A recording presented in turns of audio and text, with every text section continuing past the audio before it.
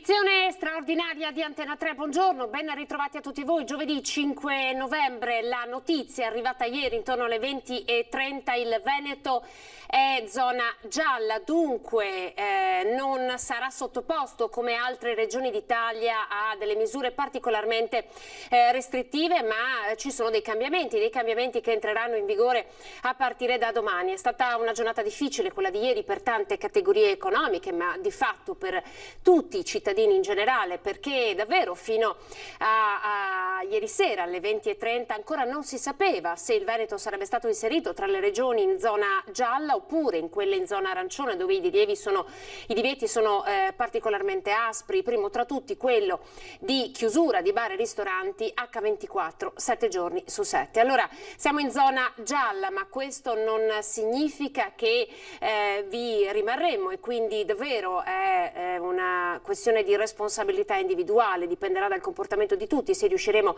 a restare in questa condizione e poter continuare a tenere aperte molte attività economiche del nostro territorio. Io ringrazio e saluto Matteo Ribon, direttore della CNA del Veneto, per essere con noi in questa prima parte dell'edizione straordinaria. Buongiorno Matteo, grazie. Buongiorno a voi. Allora, Grazie. senta, e prima di dare la parola a lei, io leggo anche a lei in anteprima le dichiarazioni del presidente Zaia che dicono proprio questo, ovvero quella delle aree non è un gioco a premi e non deve diventare una guerra tra poveri, non ci sono i primi della classe e gli ultimi. Dico ai miei cittadini, l'area gialla non l'abbiamo vinta e se non si rispettano le regole aumentano i contagi, si passa di area, per cui attenzione a tutti, ed è un invito che vogliamo rinnovare anche noi. Vedete in sovraimpressione ormai da settimane, abbiamo lasciato perdere le notizie per farvi leggere in continuazione questo, ovvero utilizzate la mascherina.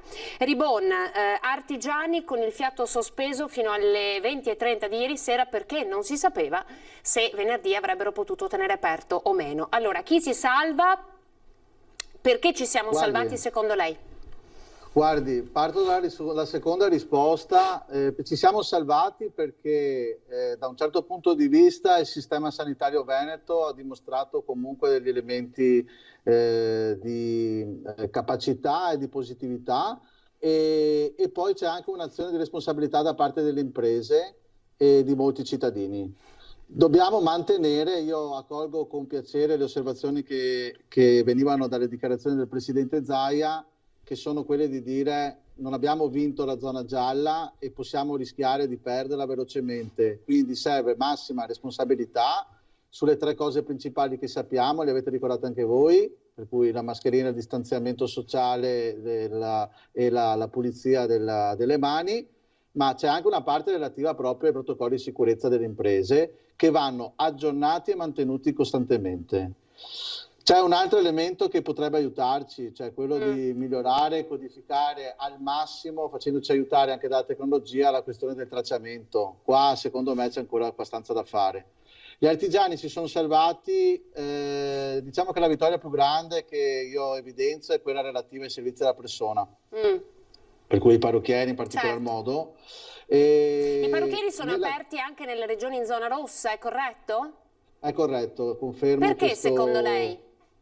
Ma guardi, in realtà si è capito l'aspetto di utilità e di cura della persona, e penso che si sia capito anche che la chiusura equivale a un dilagare di un fenomeno dell'abusivismo e di illegalità che è peggio di una situazione, della situazione invece, l'abbiamo visto con il lockdown precedente, quindi dobbiamo proprio evitarla. C'è un elemento di utilità e di cura della persona che aiuta anche a mantenere un benessere sociale e conseguentemente anche un benessere economico. Io credo che ci sia stato un equilibrio abbastanza sottile, ma comunque un equilibrio tra salute ed economia in queste scelte di queste ore, anche se difficili, ma comunque c'è stato. Secondo lei è vero che alla fine, no, parrucchieri ed estetisti hanno dimostrato, anzi intanto cerchiamo di capire la differenza, no, tra parrucchieri e estetisti, perché parrucchieri aperti ed estetisti no, ad esempio, non è il nostro caso, Veneto ricordiamo area gialla, ma perché questa differenza? Guardi, allora intanto le confermo che stiamo cercando di ragionare dal punto di vista sindacale per eliminare questa distinzione. Perché ovviamente anche nelle zone rosse chiediamo che ci sia poi la possibilità di mantenere aperti i centri estetici. Comunque la differenza sostanziale è legata a tutta la partita che riguarda le linguine INAIL e le rilevazioni che vengono fatte da parte dei comitati per la salute e la sicurezza che stanno gestendo la partita dal punto di vista generale. Credo che vada capita, cioè vada aiutato un ragionamento anche nei confronti del governo per far capire che in realtà questa distinzione non ci deve essere e che all'interno dei servizi della persona vengono inseriti anche i centri estetici in zona rossa. Per quanto riguarda l'arancione e la gialla, il problema non si pone per il momento. Senta, si può fare qualcosa in più per aumentare la sicurezza? Perché poi il rischio, qualcuno ha commentato, bene, siamo zona gialla, vuol dire che probabilmente andremo in lockdown a Natale, nel senso che c'è qualcosa in più che anche come comparto artigiani si può fare per implementare la sicurezza nei luoghi di lavoro? Guardi, io credo proprio di sì, il lavoro che possiamo fare è duplice dal nostro punto di vista. Allora, intanto fare in modo, cioè far capire alla gente e alle imprese che non abbiamo vinto un premio e che dobbiamo mantenere, diciamo, questa condizione, quindi l'accortezza e tutti gli aspetti di prevenzione che devono essere attivati devono essere mantenuti al massimo, quindi non bisogna mai abbassare la guardia.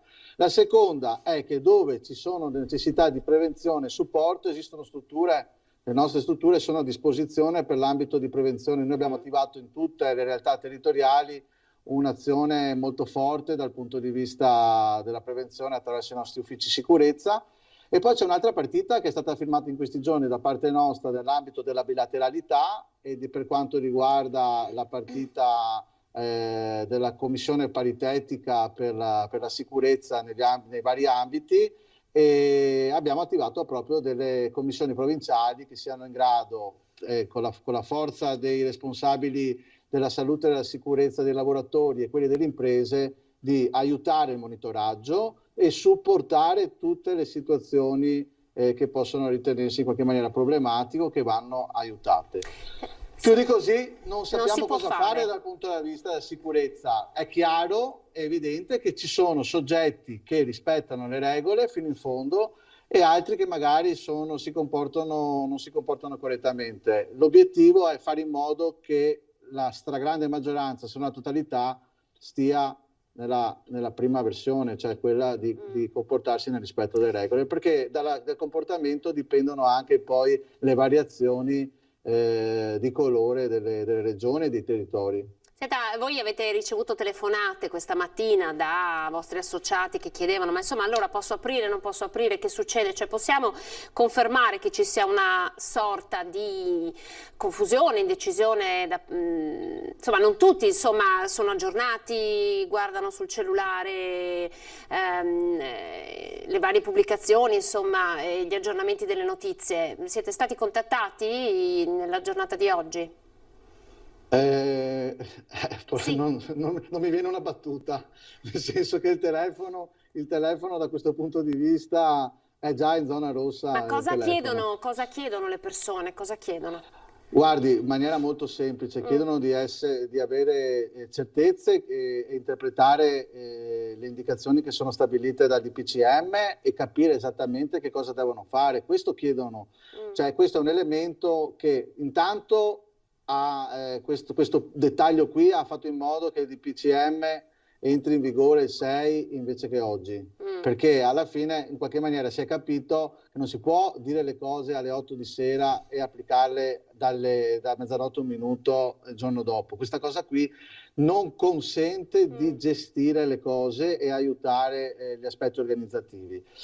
Per carità, un giorno è anche poco, però comunque è già un giorno. E da questo punto di vista, fino a tarda serata, ieri, insomma, le telefonate sono state tante, questa mattina ancora, però già stamattina il quadro è chiaro, già più chiaro, almeno dal punto di vista delle classificazioni, degli ATECO, dei riferimenti. È chiaro che nel corso della giornata di oggi stiamo rispondendo a decine di telefonate da parte di artigiani e di imprese che chiedono se sono veramente inseriti nell'impostazione di apertura o chiusura, però essendo in zona gialla, diciamo che quelli che erano già chiusi o parzialmente chiusi sono rimasti tali. Senta, devo farle una provocazione, Ribon, perché alcuni artigiani che abbiamo sentito hanno usato questa battuta, hanno detto non ci chiudono perché comunque noi abbiamo l'anticipo delle tasse adesso a novembre, cioè comunque il governo si aspetta da noi delle tasse, è vero? Adesso voi come artigiani avete tutta una serie di scadenze a metà novembre. Queste scadenze Guardi, ci sono? Sì, le scadenze ci sono ed è evidente che l'equilibrio tra la questione dei pagamenti e la tenuta dello Stato è un equilibrio del quale tutti dobbiamo tener conto. Io prima dicevo all'inizio, l'equilibrio tra salute e economia non possiamo buttare via nessuna delle due. Probabilmente il terzo elemento che possiamo sacrificare è uno solo. Lo mettiamo sul piatto, è quello legato alla privacy. Cioè possiamo sacrificare la privacy, ma non possiamo sacrificare né la salute e né l'economia. Quindi scaricatevi immuni? Sì, non solo, cioè, la prima cosa è quella, però il tema è che deve funzionare in un sistema di tracciamento e di risultati che sia in grado di non lasciare troppo lasco. Cioè le segnalazioni di immuni non possono poi arrivare dopo una settimana, 10 giorni, cioè devono arrivare in maniera immediata e poi devono essere gestiti anche dagli uffici e dalle strutture sanitarie in maniera veloce. Guardi, io prima le dicevo, secondo me il tema è ricorrere alla tecnologia, al digitale e al massimo di quelle capacità che possono darci gli aspetti tecnologici. Così hanno fatto ad esempio in Corea del Sud, non dico in Cina dove esiste un sistema anche organizzativo diverso da quello democratico. In Corea del Sud l'hanno fatto, i risultati li hanno avuti, per carità, copia e incolla non funziona da nessuna parte, però alcuni spunti li possiamo prendere. Io credo che i cittadini e le imprese possano avere la capacità e hanno la capacità di capire che in una partita del genere bisogna far funzionare la testa e anche provare delle strade diverse. Senta, capisco la difficoltà che ci sono e anche alcune azioni di protesta, però non deve essere la rabbia che prende sopravvento. Quindi lei le condanna le proteste di piazza? Lei le condanna le proteste di piazza? Guardi, allora, in alcune modalità io le condanno in maniera netta, inequivocabile, perché comunque non sono mai giustificate. Poi guardi, io ho un massimo rispetto per la piazza, ma la piazza deve essere una piazza propositiva e quindi deve essere una piazza in grado poi di alimentare un disagio o comunque evidenziare un disagio, ma per fare delle proposte. Se invece ha un approccio diverso e un fine diverso, probabilmente non serve. Quindi costruttiva e non distruttiva.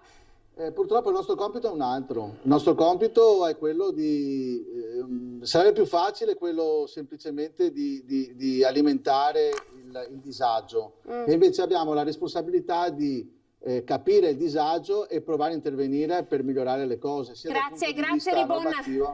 La devo lasciare perché siamo in collegamento con Augustin Breda per uno sciopero. Grazie per essere stato con noi. Grazie a lei. Buona giornata, grazie. Allora ci colleghiamo subito con Susegana, Electrolux in sciopero. Il Treviso è una delle 5 province venete in cui i metalmeccanici stanno scioperando da questa mattina. Augustin, pronto? Buongiorno. Sì, buongiorno a tutti, buongiorno. Allora, sciopero in 5 province venete, ovviamente nel rispetto delle norme anti-Covid. Quali sono le motivazioni della protesta? Beh, intanto lo sciopero nazionale dei metalmeccanici di tutta Italia, di tutte le imprese metalmeccaniche, quantomeno tutte le imprese dove è presente il sindacato. E le motivazioni sono perché dopo mesi di tentativi di dare una risposta economica e normativa ai lavoratori metalmeccanici che aspettano un contratto da ormai oltre un anno, un tavolo di trattative nazionali dove si incontrano Federmeccanica e i sindacati di Finfion-Wind, cioè i rappresentanti dei datori di lavoro e dei lavoratori, non ha sortito proprio nulla, e quindi è stato deciso un primo sciopero di avvertimento, che è quello di questa giornata fatta in tutta Italia, e a Susegana, una delle aziende, diciamo così, storicamente più attive sul piano dell'azione sindacale, abbiamo deciso di fare l'intera giornata di sciopero con dei presidi delle portinerie. Che adesione c'è stata? L'adesione è molto alta, abbiamo avuto una entrata di un centinaio di lavoratori, soprattutto lavoratori precari, però la cosa particolare che è accaduta è che neanche tutti i lavoratori precari si sono presentati, se una parte ha aderito. Noi abbiamo in questo periodo un periodo di forte attività, di forte richieste di lavoro, e questo vale per tutto il settore metalmeccanico. Sono poche le imprese che in questo momento in Italia, metalmeccaniche e altri settori purtroppo sono molto colpiti, ma il metalmeccanico no, e riteniamo che le imprese debbano anche tener conto di ridistribuire un po' della ricchezza che stanno producendo tutti, soprattutto in questo momento, per dare ossigeno agli stipendi dei lavoratori. Senta, a chi potrebbe contestare, insomma voi almeno un lavoro ce l'avete, no? In una situazione così difficile per il nostro paese, forse uno sciopero non arriva nel momento giusto. Lei che cosa risponde? Che il momento giusto di fare lo sciopero c'è sempre quando le imprese producono ricchezza e i lavoratori non ricevono parte di questa ricchezza. Come dicevo, ci sono settori effettivamente in difficoltà. Noi chiediamo stabilità di lavoro per i lavoratori che stanno dentro nelle imprese metalmeccaniche, che è un settore che va bene. Le dicevo, noi qui abbiamo avuto 150 assunzioni a termine che ruotano costantemente, quindi entrano ed escono, ma chiedono straordinari, chiedono lavoro. Questo non riguarda solo lo stabilimento di Susegana, ma tutto il settore elettrodomestico più o meno in questa situazione. Così vale per la DeLonghi, così vale per tantissime imprese anche del nostro territorio. Quindi noi chiediamo lavoro sicuro per chi ce l'ha precario, salario per tutti, sia per chi è precario sia per gli altri, perché la ricchezza la stanno producendo, si sta facendo. Le imprese, come dimostrato dagli indici, hanno una buona redditività, insomma una parte di questa è giusto darla ai lavoratori, anche per aggiornare almeno il salario in base ai cambiamenti che ci sono stati. Insomma è una questione di giustizia, dice lei. Va bene, grazie, ci aggiorniamo magari a fine giornata per capire come è andato lo sciopero. Grazie, buona giornata. È andato bene, saluti. Saluti, arrivederci. Allora noi andiamo in pubblicità tra pochissimo. Sindaco di Treviso, Mario Conte, anche presidente dell'ANCI del Veneto, con lui cercheremo un po' di capire questo Veneto che rimane giallo, che cosa bisogna fare perché rimanga tale. A tra poco.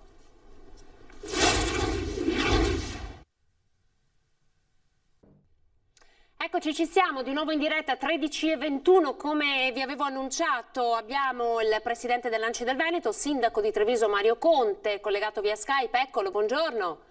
Buongiorno a tutti. Allora, cerchiamo un po' di raccontare ai cittadini che vivono in Veneto da venerdì che cosa cambia esattamente, anche chiarendo un po' la questione degli spostamenti, perché insomma fino a ieri sera ancora non si sapeva se si poteva uscire o meno dal proprio comune. Raccontiamo un po' che cosa cambia. In realtà siamo tutti reduci da una giornata di grande attesa e di grande confusione anche a causa di questo accavallarsi di bozze, anticipazioni, fake news che hanno creato una grande confusione nella testa dei cittadini. Poi fortunatamente attorno alle 20:30 è arrivata la notizia che il Veneto è regione gialla, quindi diciamo un indice di allarme assolutamente gestibile in questa fase, che quindi consente gli spostamenti in ambito regionale, ovviamente limitandoli per motivi di lavoro e questioni legate alla salute, ma questo lo dico al di là dei DPCM, perché è fondamentale cercare di limitare quanto più possibile i contatti. Le attività commerciali potranno rimanere aperte fino alle 18 di sera, e parlo della ristorazione, dei bar, delle gelaterie. Per quanto riguarda invece i centri commerciali saranno chiusi al sabato e domenica, al netto dei negozi che invece si occupano di generi alimentari. È consentito quindi lo spostamento all'interno della regione e abbiamo fortunatamente evitato di finire nella zona cosiddetta arancione, che avrebbe limitato ulteriormente gli spostamenti all'interno della regione, limitandoli addirittura nei territori comunali con altre restrizioni anche per le categorie commerciali. Quindi una boccata di ossigeno, diciamo, per le nostre comunità che hanno dimostrato di sapersi comportare in modo assolutamente responsabile, quindi potranno continuare, seppur a fatica, a mantenere quel piccolo giro di lavoro che gli consente quantomeno di pagarsi le spese, e quindi oggi noi come sindaci ci troviamo a gestire delle comunità che sono leggermente più sollevate di quello che sarebbe potuto essere in caso di fascia arancione piuttosto che rossa. Però ovviamente siamo chiamati a un atteggiamento responsabile, nel senso che il monitoraggio dell'andamento dei contagi sarà costantemente seguito e anche in corsa potrebbero esserci dei cambi di fascia e delle ulteriori restrizioni, così come degli allentamenti. Quindi l'appello che faccio è quello di vedere come questa scelta della fascia gialla come un premio per l'impegno alla comunità, non abbassare la guardia, non sottovalutare il problema, continuare a comportarsi bene rispettando le regole, indossando la mascherina e cercando quanto più possibile di rispettare il distanziamento sociale. Quindi se c'è da sacrificare qualche festa privata, facciamolo in questo momento, perché un piccolo sacrificio oggi ci consente di uscire quanto prima da questo che è un vero e proprio incubo. Senta, musei e mostre chiuse, conferma? Sì, purtroppo i musei e le mostre sono chiusi, così come gli spettacoli teatrali e i cinema.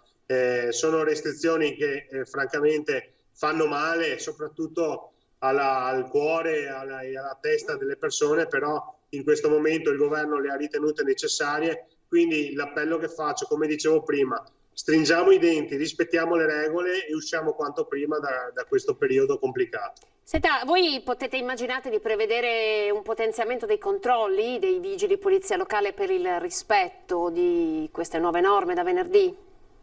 Ma devo dire che in realtà cambia poco rispetto all'assetto attuale, quindi voglio dire non allarmiamoci più del previsto per quelle che sono delle restrizioni che da venerdì entreranno in campo. In realtà cambia veramente poco rispetto a oggi, cambia di fatto la chiusura dei centri commerciali al sabato e alla domenica e il coprifuoco alle 22. Forse anche la capienza degli autobus, sindaco, perché anche la capienza degli autobus che è ridotta al 50%. Però voglio dire, noi continuiamo nell'azione di sensibilizzazione e di responsabilizzazione della cittadinanza. Abbiamo ottenuto dei risultati importanti, certamente grazie all'impegno delle istituzioni, della sanità, ma soprattutto grazie al grande senso di responsabilità delle nostre comunità che nei momenti chiave non hanno mai tradito la fiducia. Quindi noi continueremo con i controlli standard, se sarà necessario incrementeremo i controlli, ma soprattutto continuiamo nell'azione di sensibilizzazione. È fondamentale capire la ratio dei provvedimenti. Perché vengono messe in campo tutte queste regole? Per evitare che il contagio continui ad aumentare e per arrivare a obbligare ulteriori restrizioni che metterebbero definitivamente in ginocchio il mondo economico. Quindi se vogliamo bene a noi stessi, ai nostri familiari, alle nostre comunità e ai nostri amici, quelli che hanno una partita IVA, dei negozi, cerchiamo di rispettare le regole, perché solo così potremo andare verso un allentamento e non ulteriori restrizioni. Ma secondo lei com'è possibile che solo il Veneto rispetto a tante altre regioni sia dovuta restare in bilico per la definizione del colore fino a sera? Com'è possibile che in Veneto l'indecisione sia stata così grande? Ma guardi, io purtroppo non ero e non siedo nel tavolo dove vengono prese queste decisioni. C'è un rappresentante di ANCI che è il presidente De Caro, però è stato messo in piedi un sistema di calcolo per capire all'interno di che fascia siamo che è un po' cervellotico, nel senso che richiede il recepimento di innumerevoli dati. Ci sono 21 o 23 indicatori di parametri in base alla disponibilità dei posti letto, in base al numero di tamponi, in base ai contagiati. Insomma, c'è un calcolo davvero complicato che alla fine ci ha tenuto in bilico. Secondo me, però, mancando enormemente di rispetto nei confronti soprattutto delle attività commerciali che non sapevano se potevano e come potevano organizzare l'attività del giorno dopo. Dopo a una certa ora è uscito che tutto è stato spostato a venerdì, quindi c'è stato un sospiro di sollievo. Poi alla sera è arrivata anche la notizia che siamo entrati in zona gialla, e qui ringrazio anche il presidente Luca Zaia perché ha fatto valere l'eccellenza della sanità, i dati della sanità, e quindi alla fine abbiamo tirato definitivamente un sospiro di sollievo, consapevoli però che siamo ancora nel bel mezzo della bufera di un'emergenza sanitaria che si chiama pandemia. Quindi non deve essere recepito come la fine di un percorso, ma come un atto di responsabilità nei confronti della nostra comunità, che saprà ripagare questa fiducia. Senta, in ultima battuta, Sindaco, le chiedo questo. Allora, vi state attivando per cercare delle zone da destinare ai medici di base per poter fare i tamponi, delle zone sul territorio. Ci sono novità? Ma sì, io ringrazio tra l'altro tutti i sindaci del Veneto perché hanno accolto con grande responsabilità l'appello che ho fatto come presidente ANCI inviando loro una lettera. Oggi siamo chiamati a far squadra, a superare le difficoltà anche logistiche che possono presentarsi per garantire un servizio efficiente ai nostri cittadini che sono già impauriti, preoccupati e sofferenti. Quindi se la difficoltà per i medici di base era quella di trovare spazi idonei, ci pensano i sindaci mettendo a disposizione centri civici, centri anziani e altri spazi che le singole amministrazioni hanno a disposizione per questo tipo di servizio. La cosa che mi fa particolarmente piacere è che anche questa volta tutti i sindaci, in modo assolutamente trasversale, hanno risposto presenti al mio appello e hanno messo a disposizione della comunità degli spazi che magari fino a qualche giorno prima erano impegnati per altri tipi di attività. Questo è lo spirito che deve contraddistinguere il Veneto, i veneti, le nostre comunità, perché se collaboriamo, se facciamo squadra, se ci sacrifichiamo tutti un pochino, ne usciremo presto da questo incubo, perché io parto sempre dal presupposto che la pandemia finirà e dovremo farci trovare pronti per la ripartenza. Grazie a Mario Conte, sindaco di Treviso, presidente ANCI Veneto, grazie per gli aggiornamenti. Se ce ne saranno altri ovviamente non esiteremo a ricontattarla. Buona giornata. Grazie anche a voi e soprattutto grazie per il lavoro di costante informazione corretta che fate ai nostri cittadini, perché oggi ne abbiamo davvero tanto bisogno di avere delle fonti attendibili, perché purtroppo nei social network e nei siti internet gira di tutto, quindi invito i cittadini a prendere Antena 3 come riferimento, perché le notizie che passano attraverso la vostra emittente sono sempre precise e puntuali. Grazie ancora, buon lavoro. Grazie. Ecco, allora avete sentito un po', abbiamo fatto un riassunto che cosa cambierà a partire da domani. Nel frattempo siamo in attesa di collegarci con la sede della Protezione Civile di Marghera per il collegamento, la diretta del Presidente Zaia, che ha convocato ovviamente anche oggi. Sicuramente ci sarà un primo commento in merito a questa destinazione del Veneto come area gialla. Io ricordo allora che cosa cambierà a partire da venerdì. I musei, mostre sono chiusi, i centri commerciali sono chiusi durante il weekend, i ragazzi, i bambini già alle elementari dovranno tenere la mascherina in volto, capienza al 50% dei mezzi pubblici. Anche qui cercheremo di capire questa norma come si risolverà sul territorio, visto che quello dei mezzi pubblici è uno dei problemi più grandi che il servizio ha dovuto affrontare in queste settimane. Allora cercheremo di capire il Presidente Zaia che cosa dirà. Nel frattempo avete sentito che continua la nuova destinazione di aree per i medici di base per poter effettuare i tamponi, così come è stato deciso dall'ordinanza del Presidente del Veneto. Ecco, qui intanto vediamo che si sta predisponendo, eccolo qua, lo vedete, siamo collegati con l'area, l'unità di crisi di Marghera e cercheremo un po' di capire che cosa dirà il governatore Zaia. Intanto vi dico anche questo, ovvero che oggi alle 15:30 nella sede del Ministero della Salute a Roma il presidente dell'Istituto Superiore di Sanità Silvio Brusaferro, il direttore generale della prevenzione del Ministero della Salute Gianni Rezza terranno una conferenza stampa sull'analisi dei dati del monitoraggio regionale della cabina di regia, illustreranno gli indicatori che hanno portato all'ordinanza di ieri. Quindi alle 15:30 da Roma ci sarà una conferenza stampa che chiarirà il perché determinate regioni del Veneto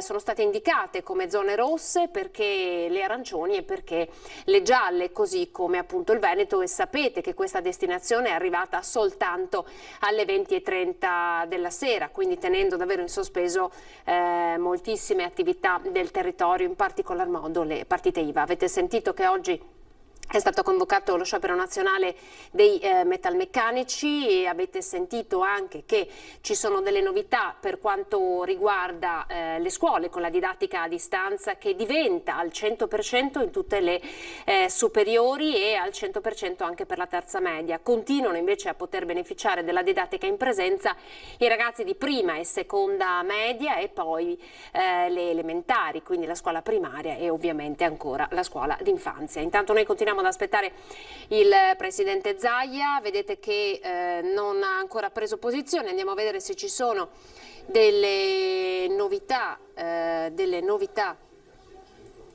in ANSA. Vediamo questa che dice che l'autorità del sistema portuale del mare Adriatico settentrionale ha deciso di azzerare i diritti di segreteria per alcune categorie di utenti da ora fino a tutto il 2021. L'intento è quello di aiutare le imprese insediate nei porti di Venezia e di Chioggia a far fronte al periodo di forte difficoltà dovuto anche al perdurare della pandemia, al conseguente calo dei traffici e ai costi accessori che questo comporta. A beneficiare della misura saranno le aziende iscritte ai registri guide e accompagnatori turistici, in tutto circa 700 soggetti tra realtà produttive e persone fisiche che si occupano di fornitura di servizi alle navi, alle merci e ai passeggeri. Queste aziende sono tenute per legge a iscriversi ad un apposito registro, rinnovando annualmente l'adempimento a proprie spese, solo dopo possono richiedere i permessi necessari per operare nel porto, quindi per questi c'è una scontistica per quanto riguarda i diritti di segreteria.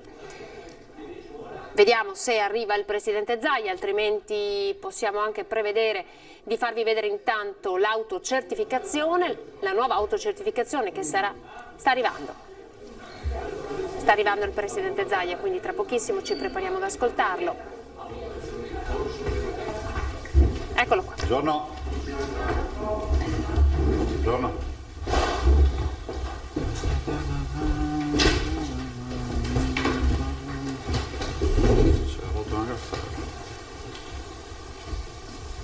Buongiorno a tutti.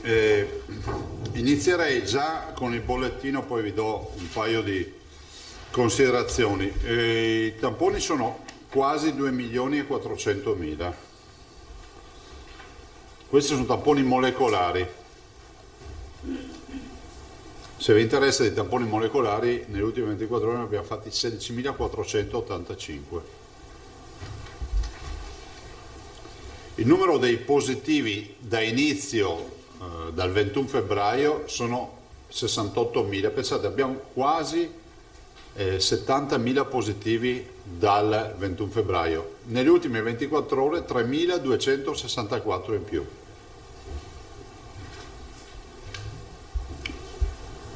(3.264 in più).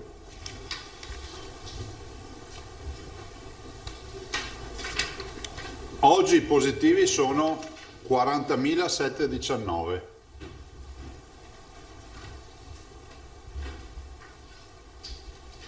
In isolamento abbiamo 17.622 persone, ne sono uscite 338 anche ieri.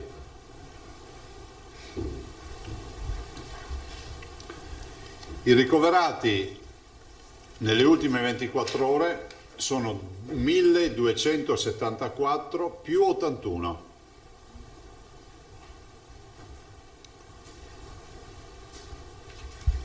Terapie intensive 170 persone ricoverate in terapia intensiva, che si sommano ai 1.274 dell'area non critica, più 15.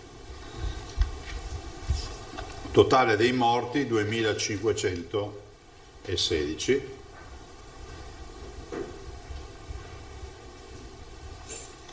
Dimessi 4.982, più 52.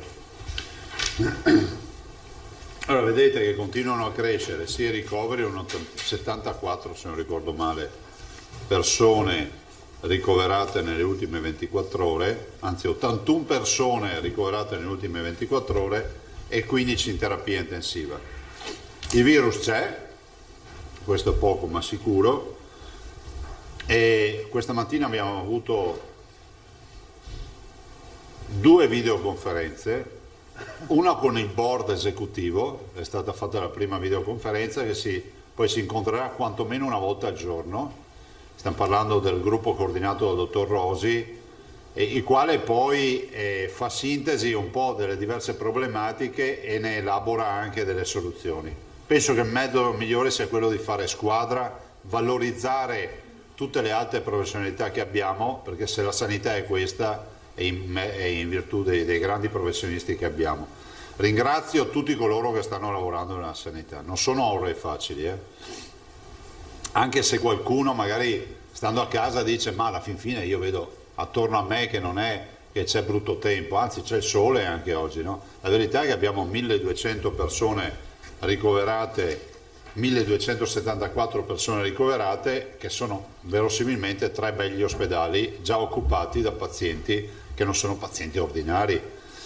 Lo dico perché questo ci porta, dopo l'assessore Lanzarin lo farà in maniera didascalica, ci porta a dire che nei Covid Center, ovviamente lasciando la discrezionalità ai direttori generali, ma in alcuni Covid Center si va alla sospensione totale delle attività. Ovviamente fatte salve quelle oncologiche, fatte salve ovviamente dove possibile per anche i percorsi diciamo distinti, il tema dei punti nascita, però ambulatoriale, day surgery, week surgery e tutte queste attività diciamo vengono sospese.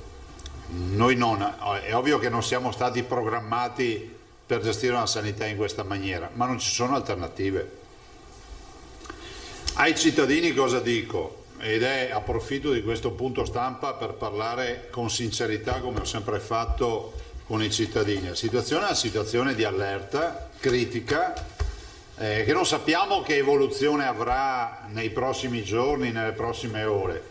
Abbiamo una proiezione di pensare, di immaginare, ma non è certo, che il modello matematico, l'algoritmo che segue l'assessore Bottacci sia un modello che ci dice che alla volta di metà, ovviamente elaborato in casa, fatto dai nostri tecnici, se ovviamente seguito dall'assessore, ci dice probabilmente verso metà novembre dovremmo raggiungere l'apice. Se questa gaussiana, questa curva a campana dura dal suo inizio alla sua fine 90 giorni, la metà per noi, i 45, cascano proprio a metà novembre. Perché? Perché la curva ha iniziato a impennarsi dai primi di ottobre.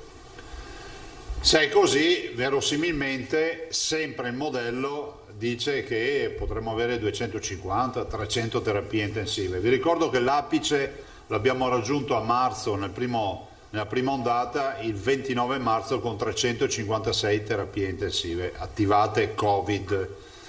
Noi abbiamo oggi, dal punto di base dal quale si partiva 494 terapie intensive, oggi ne abbiamo potenziali allestite, sì, non figurative, cioè vive, 1 migliaio di terapie intensive.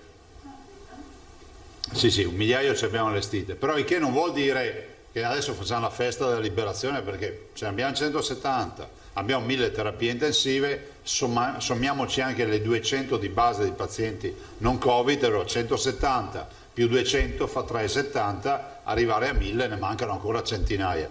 Ragazzi, non possiamo ragionare così, perché vi ricordo che la pressione, anche per la mancanza di personale, che non è colpa di nessuno, perché ogni volta che dico che manca personale c'è qualcuno che da Roma viene a spiegare che ha stanziato i soldi, le sappiamo tutte queste robe qua.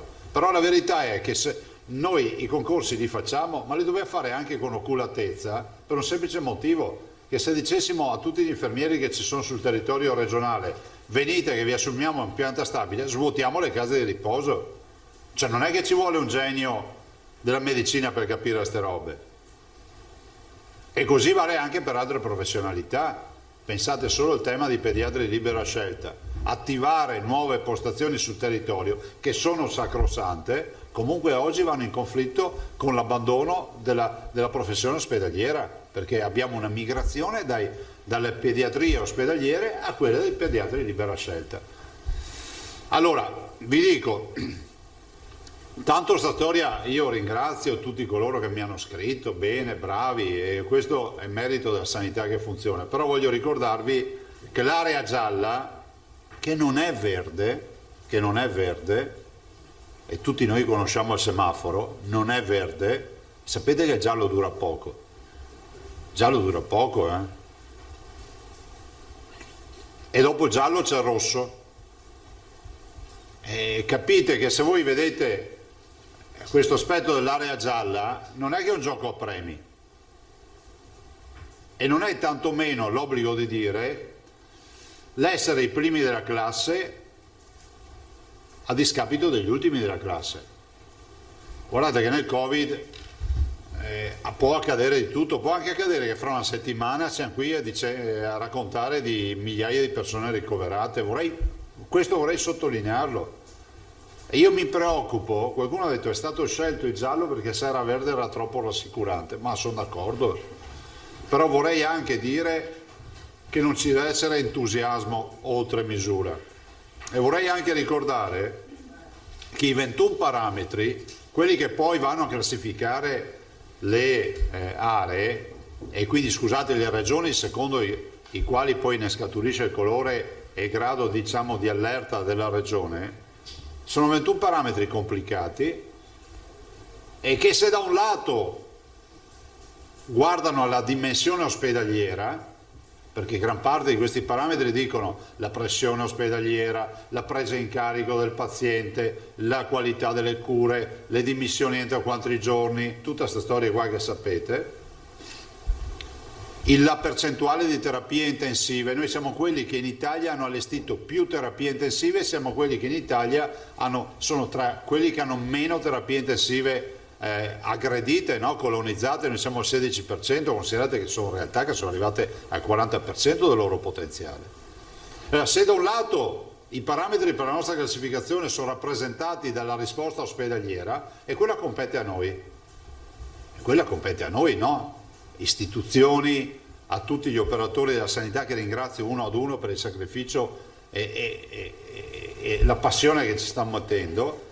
Dall'altro c'è un'altra componente nella classificazione che è in capo a noi cittadini e che non possiamo delegare a qualcun altro.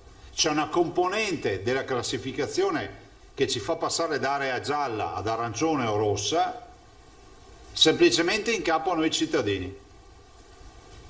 E da cosa è rappresentata? Dal numero di contagi, dall'R con T. Cosa vuol dire R con T?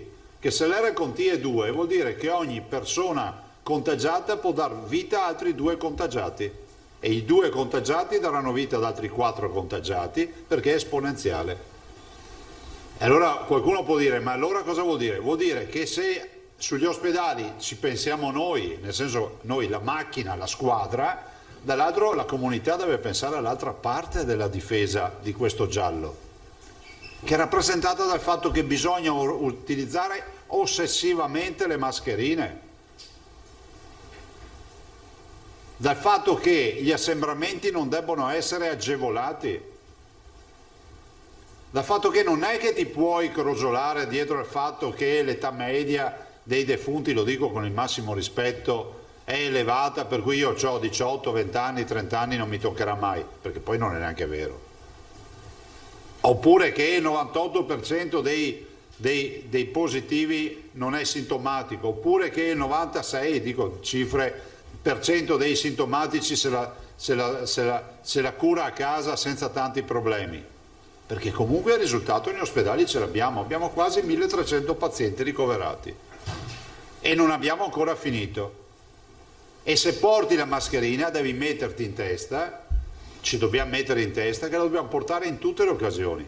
Io continuo a dire che molti focolai, se non la stragrande maggioranza, nascono da contesti domestici e poi ricostruiamo la storia ma sono andato a trovare i miei genitori per il pranzo di Natale, scusate, per il pranzo della domenica, sono andato a trovare i miei amici perché abbiamo fatto una rimpatriata, i miei zii, mia sorella, mio fratello. Se non sono conviventi, sono da un punto di vista epidemiologico e sanitario degli estranei. Non vivono nella stessa comunità sanitaria nostra. E quindi cosa ci vuole? Che se vado a trovare dei parenti, per quanto stretti siano, non c'è più il cordone ombelicale, ci vuole la mascherina. Perché andiamo magari a creare guai in casa altrui.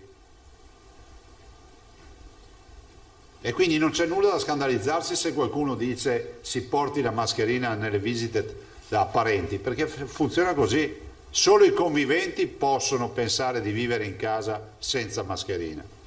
Dopo c'è anche chi propone la mascherina a tutte le ore. Io dico, se non si ha davanti un convivente, bisogna avere la mascherina, per quanto parente stretto sia. Guardate che abbiamo una strage di contact tracing ricostruiti con infezioni domiciliari tra parenti.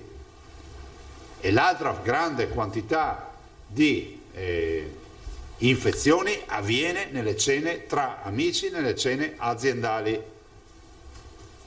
Abbiamo addirittura dei casi di sanitari che si sono infettati a delle cene aziendali tra sanitari. Quindi in questa fase bisogna evitare il massimo gli spostamenti, bisogna evitare gli assembramenti, evitare tutto quello che sono occasioni di scambio di virus. Io ho l'obbligo di dirvelo, perché al di là di questa festa, di questo risultato dell'area gialla, il tema è che il virus c'è e dopo il giallo o si resta sul giallo perché il semaforo si incanta oppure si passa a rosso. E rosso vuol dire arancione, vuol dire restrizioni, vuol dire che le cose non funzionano. Allora io mi chiedo, che non è che voglio creare allarmismo, ma se vedo uno con la mascherina portata male o col naso fuori dalla mascherina, dico, tu mi stai portando in area rossa. Cominciamo magari a porci questa questione. Cioè, le future restrizioni che ci aspettano al guado sono che non si esce più dai territori comunali, dai territori regionali, si chiudono tutti i bar, si chiudono le parrucchiere, i ristoranti. Cioè, se è questo che vogliamo, possiamo fare la festa della liberazione, perché ci arriviamo con velocità estrema. E quindi una preghiera ai veneti, che sono sempre stati persone per bene. E guardate che questa non è una reprimenda, perché la stragrande maggioranza dei veneti porta la mascherina. Questo è un richiamo ancora ai pochi irriducibili che pensano che sia un'invenzione. Sapete, non lo si può fare, ma una visita alle terapie intensive o alle infettive farebbe bene a qualcuno di questi. Magari va anche fatta senza mascherina, che così prova anche un po' il brivido. Cioè, capite cosa voglio dire? Voglio dire che finiamola col negare l'evidenza. Noi siamo in crisi ospedaliera con 1300 pazienti ricoverati, ne abbiamo ricoverati 81 anche in queste ultime 24 ore, perché il virus c'è. Ne veniamo fuori. Io vorrei che questa comunità ne uscisse a testa alta, ne uscisse con il minor numero di decessi possibile e con il minor numero di danni possibili, perché vi ricordo che il virus lascia anche segni, insufficienza respiratoria, lascia cardiopatie, encefaliti, e insufficienze renali. Abbiamo anche delle persone che sono uscite non più proprio con le proprie gambe perché hanno avuto il problema di lesioni spinali date dai coaguli, dai trombi. Insomma, non sto qui io a spiegarvi cose cliniche. Quindi partiamo da un buon punto, che siamo nell'area gialla, cerchiamo di non guadagnarci l'area rossa. Siccome la sanità sta funzionando, diamo una mano alla nostra vita, alla nostra libertà personale e una mano ai nostri operatori del mondo della sanità, che oggettivamente hanno già tanto da fare, non hanno bisogno di trovarsi ovviamente situazioni di caos e di assembramento di malati che non sappiamo più dove caricare, perché ogni malato Covid che arriva toglie un letto a un malato ordinario. Sapete quante persone in queste ore, dopo ve lo dirà l'assessore Lanzarin, quante persone in queste ore ci scrivono: io avevo un intervento chirurgico programmato e non riesco più a sapere quando me lo faranno. Prima leggevo una mail di un signore che dice: io ho un intervento delicato neurochirurgico, se non me lo fanno perderò il lavoro perché ho già i giorni accumulati per essere licenziato. Capite che dietro ad ogni sospensione c'è una tragedia. E questo, quindi veramente io ringrazio i veneti per aver sempre ascoltato le indicazioni e rispettato le regole. Qui adesso ci vuole un lavoro di squadra: mascherina, igiene personale, evitare gli assembramenti. Ci sarà tempo per fare le cene con gli amici, con i colleghi di lavoro, ci sarà tempo per fare gli assembramenti, gli spritz in piazza, torneranno tutte queste robe qua. Adesso ci vuole lavorare sodi, e un appello lo faccio ai ragazzi. Lo dicevo prima, no? Quando tu vedi uno senza la mascherina non devi più porti il problema: ma lui non rispetta le regole. Non ti poni più il problema: ma lui si infetta. No, devi porti solo un problema: lui rischia di portarmi in area rossa.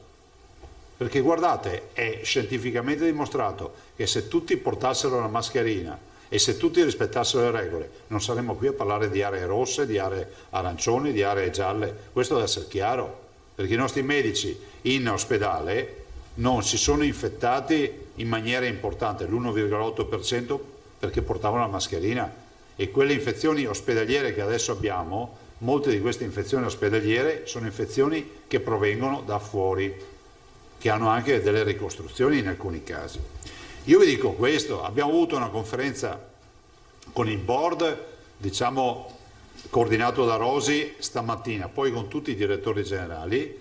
Effettivamente la pressione si sente in molte zone, Padova è una di queste, perché poi Padova ha caricato l'inverosimile. Abbiamo 58 pazienti alle infettive dalla dottoressa Cattelan, abbiamo le subintensive, le semi-intensive, chiamatele come volete, del dottor Vianello, del professor Vianello, che sono state attivate e si va ancora in ampliamento. Abbiamo Schiavonia, che peraltro ha una decina di operatori della chirurgia, tra i quali anche infermieri che dovevamo utilizzare per le terapie intensive, che si sono infettati. Abbiamo sicuramente molti pazienti che arrivano autonomamente ai pronto soccorso, e questo è un altro fenomeno. E qui faccio anche una preghiera di dire a tutti coloro che hanno sintomi, che sono il raffreddore, le linee di febbre, la febbre, il mal di gola, la tosse, piuttosto che perdono l'olfatto e il gusto, di sapere, intanto li tranquillizzo sul fatto che la stragrande maggioranza di questa patologia, di questi pazienti Covid, riesce a fare, diciamo, la sua cura domiciliare. Cioè non è che sia una malattia che titola direttamente candidi ad entrare in ospedale. Quindi mettetevi in autoisolamento. Col tampone non si arriva in tempo come Speedy Gonzales, ve lo ricordate, no?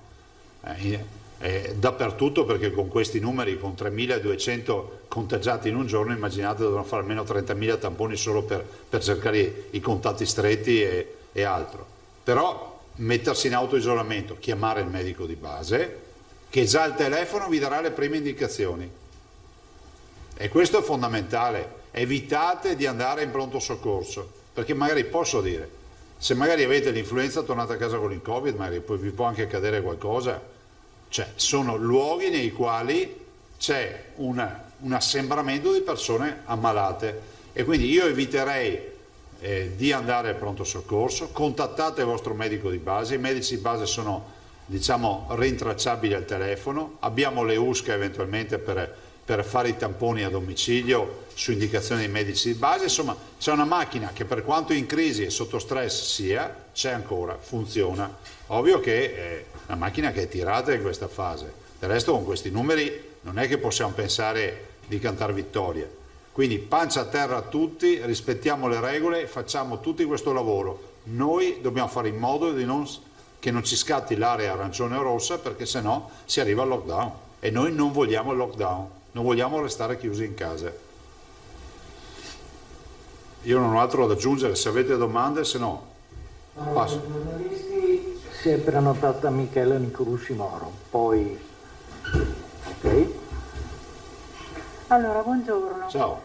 Dunque, ieri è stata una giornata di passione. Fino all'ultimo momento sembrava che il Veneto fosse in area arancione, poi colpo di scena, almeno per la gente comune, voi probabilmente lo sapevate già da un po', il Premier Conte annuncia l'area gialla. Allora io volevo capire che cosa è successo, qual è stato il nodo del contendere, perché da quello che hanno detto a noi, il nodo del contendere sono stati dei dati che in un primo momento il Veneto sembrava non avesse caricato, in un secondo momento invece sono stati contestati dalle regioni perché ritenuti vecchi di una settimana. Oggi Speranza dice che le regioni hanno poco da far polemica perché nella cabina di regia che valuta questi dati ci sono anche 3 loro rappresentanti, quindi magari se ci spiegate cosa è successo, questa è la prima domanda. La seconda, più rapidamente, volevo capire se le regioni possono ancora, come prima, fare delle ordinanze più restrittive ed eventualmente stabilire delle zone rosse come il Comelico e quali aree del Veneto eventualmente potrebbero rischiare. E la terza, chi deve certificare questi dati che poi sono fondamentali perché in base a questi dati si scelgono le aree. Ecco, allora, partirei dalla terza, la certificazione dei dati regionali la fa il Dipartimento della Prevenzione, punto.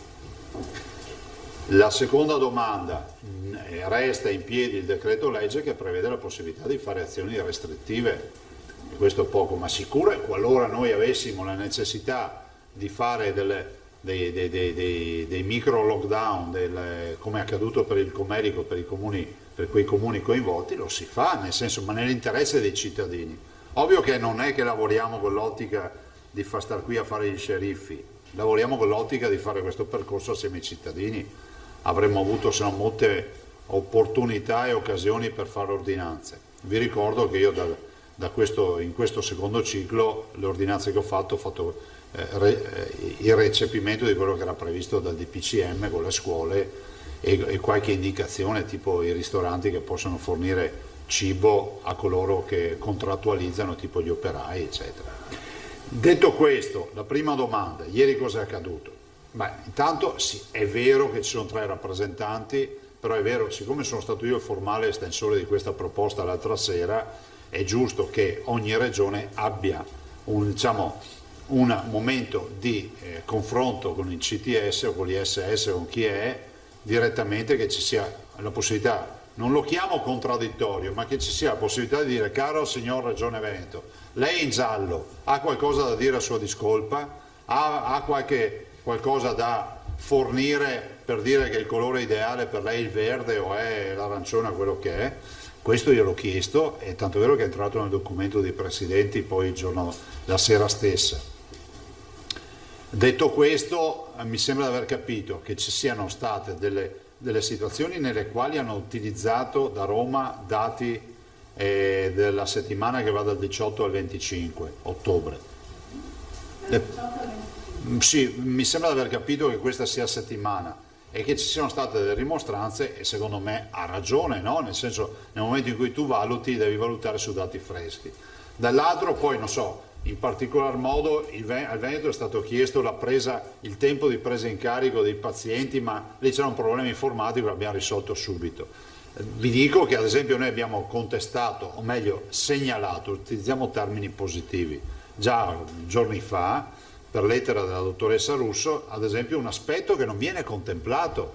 Se il numero di positivi pesa e quindi il numero di positivi per tamponi fatti pesa in percentuale sulle valutazioni, è altrettanto vero che tu non me li puoi caricare tutti i positivi solo sui tamponi molecolari, perché il Veneto, che è una situazione unica, dove fa 16.000 tamponi molecolari e ne fa almeno 10.000 se non di più tamponi rapidi, finisce che tutti i positivi che trovi con i tamponi rapidi me li scarichi sui tamponi molecolari e finisce che risulta che noi abbiamo il palmarès nazionale del numero di positivi sul tampone. Ma c'è una spiegazione, perché noi facciamo tanti tamponi e quindi capite che questa concentrazione è solo un fatto matematico ma non epidemiologico, no? Quindi questa è un'altra osservazione.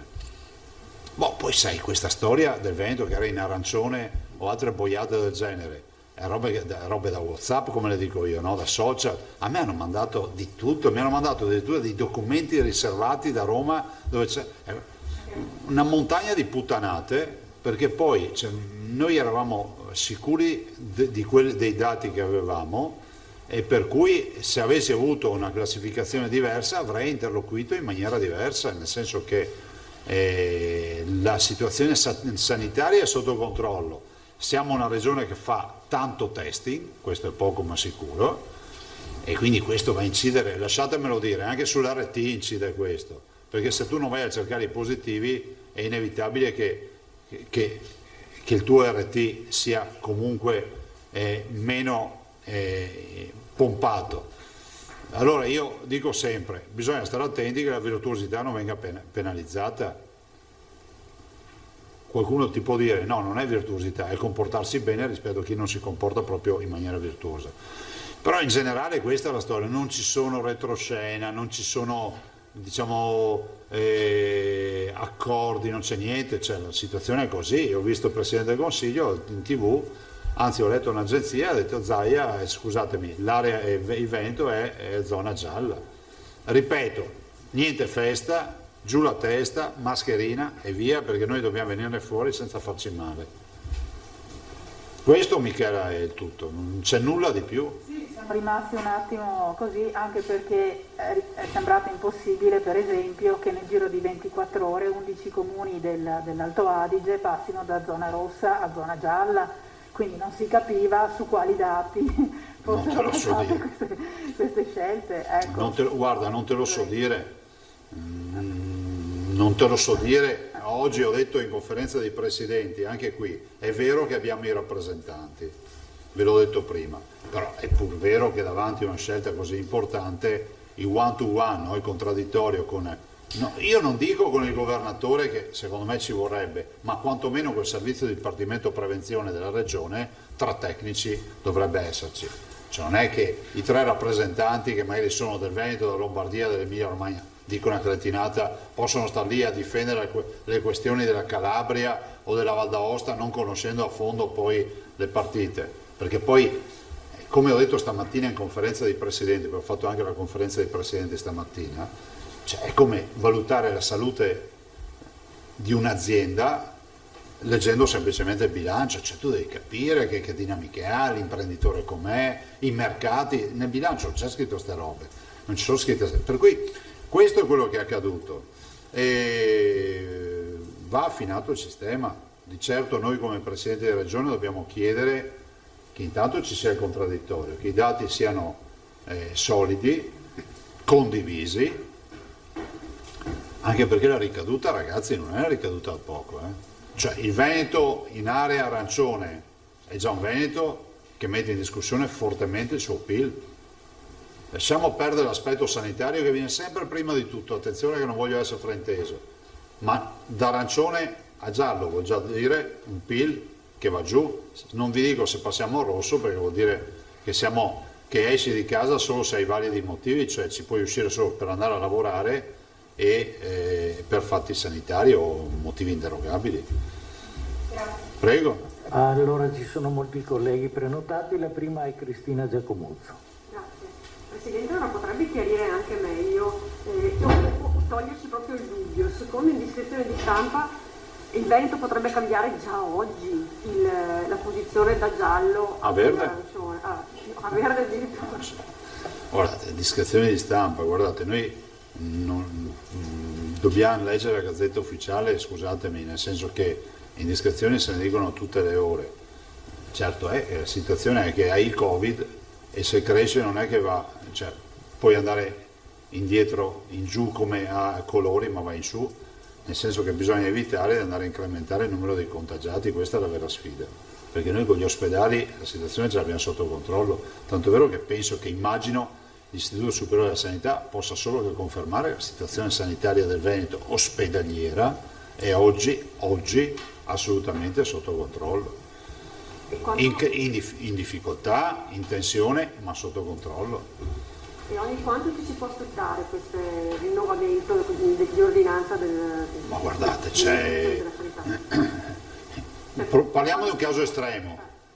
La situazione precipita, immagino che non serva aspettare 10 giorni, 15 giorni per modificare. Una situazione migliora e immagino che l'area rossa scompare velocemente, per cui non ci sono poi delle regole.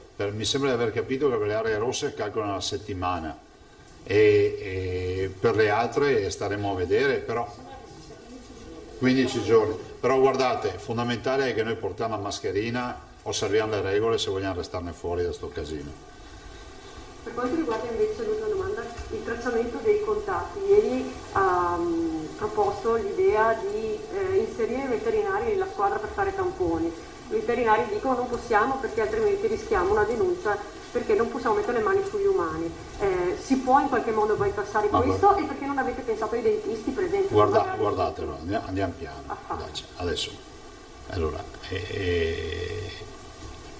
si sta ragionando anche a livello nazionale di far corsi veloci per mettere in condizione anche gli OS di fare tamponi.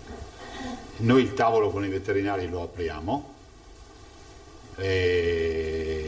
non mi risulta che tutti i veterinari abbiano detto questa cosa, alcuni hanno sollevato questo problema. Prego? Sul microfono, per favore. I pubblici sono 330 e i privati sono 2450. Ci fa piacere che i pubblici si siano preoccupati del fatto che non possono mettere le mani sugli umani, però noi l'incontro lo facciamo coinvolgendo anche i farmacisti e anche i dentisti, gli odontoiatri, e cercheremo di capire, nessuno è lì col fucile puntato, però a me sembra anche strano che davanti a un'emergenza c'è Gramellini oggi sul Corriere della Sera che dice Churchill ha requisito anche tutte le piccole imbarcazioni private quando c'è stato il momento di fare la guerra, no? Voglio ricordarvi, siccome qua la memoria umana è sempre molto là. Prego? L'evacuazione di Dunkerque. Lo storico ci serve. L'evacuazione di Dunkerque, no? Ecco, grazie a Filippo Tosato. E dicevo, voglio ricordare, cioè che ha fatto storia, se avesse fatto veterinaria ci avrebbe detto altre robe. E voglio anche però ricordare, tutta questa gente che si indigna, che noi siamo chiamati a risolvere i problemi. E stiamo pensando che se avessimo in ogni comune, in ogni paese un punto tamponi e per assurdo, guardate un sogno, potesse essere aperto un'ora la mattina, un'ora la sera, dove tu sai che hai un volontario e qualcuno che va lì e fa tamponi, capite che ne facciamo una montagna di tamponi. Perché se sono 2450 veterinari, 3500 medici fa 6000, mettete altri 1000 odontoiatri e farmacisti, siamo a 7000 persone, ne facessero anche 5 al giorno di tamponi, sono 35.000 tamponi al giorno, noi oggi ne facciamo 30.000. Sarebbe un servizio al cittadino e saremmo con un network da paura. È un sogno, probabile resti un sogno, ma io ho l'obbligo di provarci. E vi dicevo, la memoria è labile perché nessuno si ricorda che le stesse polemiche le ho sentite a marzo, quando non si trovavano respiratori. Vi ricordo che noi siamo andati nottetempo a comprarcene un camion in Svizzera. Ci abbiamo messo 15 giorni a far arrivare il camion, lo fermavano in continuazione sto camion, però sono arrivati. Abbiamo fatto il censimento di tutti i respiratori delle cliniche veterinarie. Apriti cielo. Ma scusate, il respiratore è un respiratore, non è che nasce per il cavallo, per la vacca o per quello che è. Avrà i device diversi, ma la macchina è quella. E non c'è nulla da scandalizzarsi. Guardate che fra l'altro i veterinari fanno i tamponi, vorrei ricordarvi. Li fanno perché è una metodologia diagnostica. E comunque c'è sempre il tema del tutorial, il tema della formazione, per carità. Ma da qui a dire delle denunce di altro, normativamente ci pensiamo noi a dare coperture se questo è il problema. Non è questo il problema, ho l'impressione che non sia questo il problema, perché se davanti a una proposta, lasciatemelo dire, che tende a risolvere un problema sanitario ai cittadini, l'unica osservazione è ci denunciano se tocchiamo un umano, capito che se in guerra stiamo lì a guardare chi ha le doppie punte, la perdiamo sempre noi a guerra. Prego? Da? Sembrava? Sembrava un po' una delle battute di Bersani. Ah no, guarda, io non seguo Bersani. Allora se non... Mi avrà copiato. se Cristina Giacomuzzo ha finito, tocca a finito. Però ecco, mi interessa dire, siccome poi si guardano i video, si fanno le seghe mentali, perché Zaia, nessuna contrapposizione con nessuno, nessuna obbligatorietà, però noi abbiamo l'obbligo davanti al popolo di aver dimostrato fino in fondo che le abbiamo provate tutte. Ragazzi, se domani mattina comincia ad andarci sulla punta e cominciamo a avere 7, 8, 9, 10.000 contagiati al giorno, cosa facciamo con questa macchina dei tamponi? Non la facciamo, perché noi arriviamo fin là. E allora ci venite cosa? A dire che sarebbe bene arruolare anche il rigattiere formandolo, che va bene poi a far tamponi. Poi va a finire così, perché poi è una manovra. Anzi, guardate, ringrazio, questo lo voglio dire, tutti quelli che si sono messi a disposizione volontariamente. Perché noi abbiamo gente che chiama e si mette a disposizione, abbiamo cittadini che ci chiedono: ma se fate la formazione, li posso fare anch'io i tamponi? Voi direte: ma che banalità, che mostruosità, però almeno c'è il buon cuore. Ma ci sono anche medici in pensione, anche stamattina, che ci hanno chiamato dicendo: datemi un posto, vado io a fare tamponi. Allora, o siamo in emergenza o non siamo in emergenza. Se siamo in emergenza ci vogliono misure emergenziali. Filippo Tosato.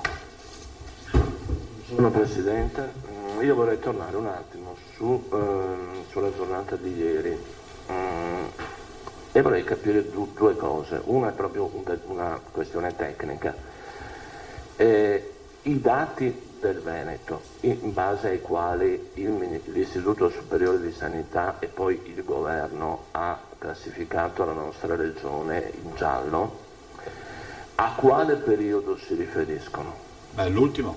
Sono, da quello che sappiamo noi, attuali. Ci hanno chiesto solo un dato, il coefficiente 1.1, che è il tempo di presa in carico del paziente, che era da aggiornare, e so che la dottoressa Russo si è prodigata, perché c'è proprio un problema informatico, e poi tutti questi dati vengono mandati in via digitale, informatica, e qualcosa a volte non arriva. Volevo dire, dal punto di vista temporale, sono i dati dell'ultima settimana? A noi risulta di sì, però ripeto, noi non abbiamo avuto interlocuzioni sui dati e altro, ci hanno chiesto questo dato, punto. Poi magari scopriremo che hanno fatto un calcolo con dati meno recenti, ma a noi risulta di averli sempre mandati i dati, per cui ce li avevano, non so poi se loro hanno avuto difficoltà ad elaborarli, questo è un altro discorso. Ecco, a questo proposito oggi alcuni siti dicono che sarebbe, voci incontrollabili però gliele riporto, sarebbe imminente una rivalutazione della situazione del Veneto e della Liguria, ovvero due regioni che ieri, secondo le leggende circolate, erano in bilico tra il giallo. Lo dovete chiedere a questi siti, perché io non ne so nulla di questa roba, ma sul serio non ne so nulla. Ecco, la domanda invece proprio forse più di sostanza è questa. Ieri si è avuto, le chiedo un commento e una testimonianza su questo. Ieri si è avuto l'impressione che in questo tiro alla fune che è durato per l'intera giornata, con notizie smentite, con sciocchezze di ogni genere circolate, ci sia stato però anche un confronto non solo sui dati sanitari, ma anche una sorta di confronto politico in cui ogni regione ha fatto valere il proprio peso, il proprio prestigio. Da parte mia no. Da parte sua no. Le dico questo. No, perché quello che dovevo dire l'ho detto ufficialmente, punto. Cioè non ho passato la giornata a fare incontri, video, cioè, assolutamente no. Le dico questo perché poi nella vulgata circolata, che circola anche oggi per la verità, succede che il Piemonte dica: ma come, noi siamo in rosso e la Campania, che è messa peggio di noi, è in giallo. Succede che altre regioni dicono: qua ci sono stati 2 pesi e 2 misure. È contato magari il peso specifico, il prestigio, l'appartenenza del governatore rispetto alla lettura asettica dei dati. Perché sia così avrei dovuto fare telefonate, brigare, ma non, ripeto, la mia giornata, i miei contatti di ieri sono stati quelli di tutti i giorni. Ho sentito qualche collega, questo sì, ma perché chiedevano informazioni anche loro, cioè nessuno sapeva nulla, cioè, lo potete chiedere a Federica, lo potete chiedere a Emiliano, lo potete chiedere... Non ho disturbato ieri Bonaccini, che è il nostro coordinatore, che insomma sapete che è in modalità Covid, per cui abbiamo evitato di stressarlo anche ieri. Avrei una domanda per l'assessore Boccaccini. Sì, poi vi lascio io poi. Ok, allora proseguiamo con i prenotati. Angela Pederiva, poi Marchiori, Colombo e Prigioni. Grazie, buongiorno Presidente. Buongiorno. Torno su temi già toccati dai colleghi, ma per fugare agli ultimi dubbi rimasti. Quindi ad oggi il Veneto non ha in mano un verbale, tra virgolette, che dice la pagella è arrivata a questo giudizio sulla base di queste prestazioni? No. Quindi non si può giustificare il perché, appunto, per esempio la Campania, già citata, sia nella stessa fascia, avendo notoriamente dati peggiori, peraltro riconosciuti dallo stesso governatore De Luca. Non ve lo so dire. Ok. Poi ha citato il problema informatico, le chiedo un chiarimento, siccome appunto una delle indiscrezioni è che le regioni abbiano minacciato, se non addirittura attuato, un ritardo nella comunicazione dei Da dati, parte nostra no. o l'abbiano messo, da parte vostra E non no. sono a conoscenza che qualcuno lo abbia fatto. L'ho letto anch'io, ma deve essere chiaro che noi i dati, guardate, come facciamo con la Corte dei Conti, sono assolutamente a disposizione, non abbiamo nulla da nascondere, sono segreti di Pulcinella sti qua. Si diceva che alle 20:20 con Conte in conferenza stampa il Veneto non avesse ancora comunicato. È per il problema informatico, intendo, che non li aveva ancora comunicati? No, perché l'unico dato, posso dare la mia parola d'onore, che ci è stato chiesto è l'1.1, il parametro 1.1, e ho parlato direttamente con il presidente Brusaferro, che mi sono confrontato e gli ho detto guardi, noi abbiamo sto dato, no, lui ha detto mi rendo conto che è un tema informatico, tanto è vero che poi l'ho messo in contatto con la dottoressa Russo che ha risolto il problema. D'accordo. Ma sapevamo di avere questo problema informatico. Dovuto al sovraccarico di dati in questo senso? Ah sì, ma guardate, poi capite che questi sono interfacce digitali che devono dialogare tra loro, è sempre un casino questi computer, no? L'ultima cosa invece non c'entra con le polemiche di ieri, ma con la gestione del filtro dei pronto soccorso, perché ci arrivano, come lei citava prima, diverse testimonianze, soprattutto dal padovano, ma non solo, della difficoltà a trovare posti per i ricoveri. Poi effettivamente si trovano, ma ci sono, mi perdoni l'espressione, lunghi mercanteggiamenti con i vari primari in giro perché tendono a non ricevere subito i malati da accogliere. Sarebbe pensabile che i pronto soccorso da attivare fossero solo a questo punto quelli dei Covid Hospital, per evitare di mettere in croce un pronto soccorso di un altro ospedale che comunque non può ricoverare poi il malato Covid, anche se per altra patologia? Guardi, questo sarebbe la modalità giapponese, no? Cioè, a Tokyo tu se hai la febbre, a parte il fatto che ci vai dopo 4 giorni che ce l'hai la febbre, ma puoi andare solo in quell'ospedale.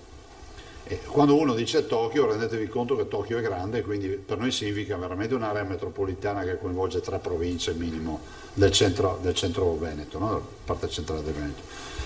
Noi dobbiamo garantire l'accesso e l'ultimo miglio a tutti, non è che possiamo dire tu hai la febbre, ti fai 30 km, 20 km per trovare qualcuno che ti assista.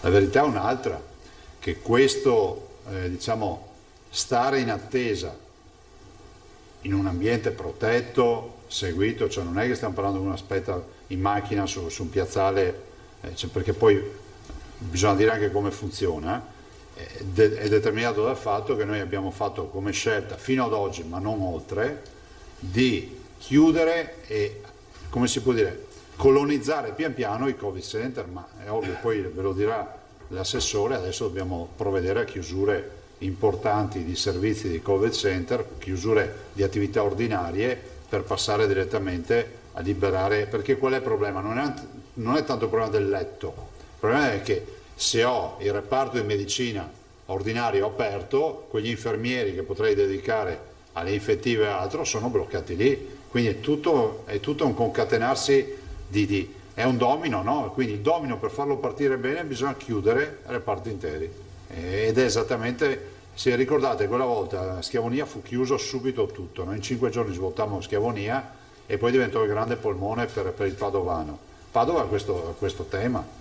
Poi ci sono delle province più diciamo in sofferenza sono Padova, Verona, Belluno, altre invece che sono più, diciamo, in ossigeno, penso al veneziano, penso al trevigiano, penso al trevigiano. Peraltro a Treviso c'è stato un problema di Covid a San Camillo, che è l'ospedale Covid, e quindi mancano degli operatori, anche lì si va avanti un po' a scartamento ridotto nell'attesa che rientrino gli operatori. Prego. Allora proseguiamo con Ilaria Marchiori.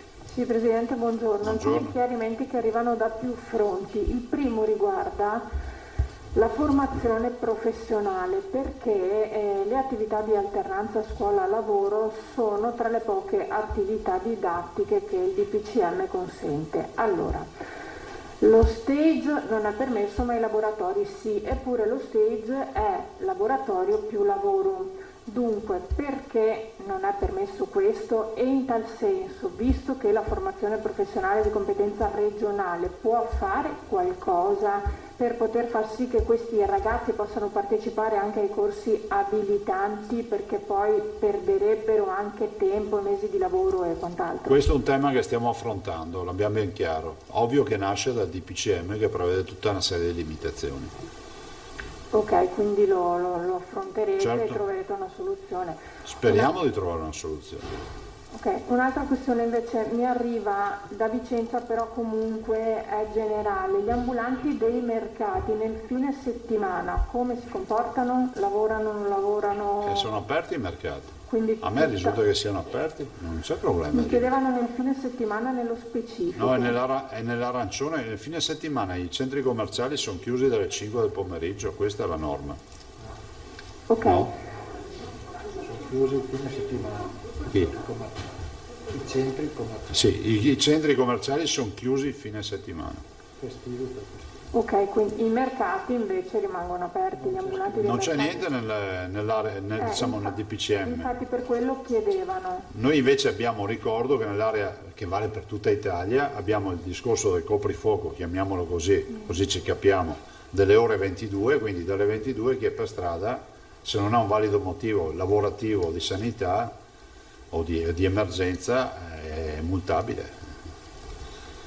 Poi, Presidente, scusi, un altro dubbio, per quanto riguarda i trasporti al 50%, come vengono stabiliti? Perché il pendolare come fa a sapere se quella mattina potrà salire a bordo oppure no? Ma guardate, i trasporti devono essere dimensionati affinché il pendolare non sia in difficoltà. In questo momento non c'è problema. Considerate che il 50% della carta di circolazione.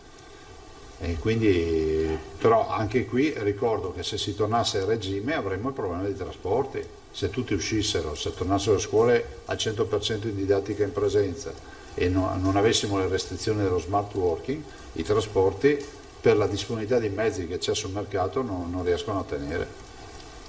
Ok, l'ultima domanda, non so se sia al corrente della denuncia del sindacato dei vigili del fuoco che dicono dobbiamo pagare di tasca nostra i tamponi se vogliamo essere monitorati per l'infezione da Covid, e dicono che loro, essendo comunque una forza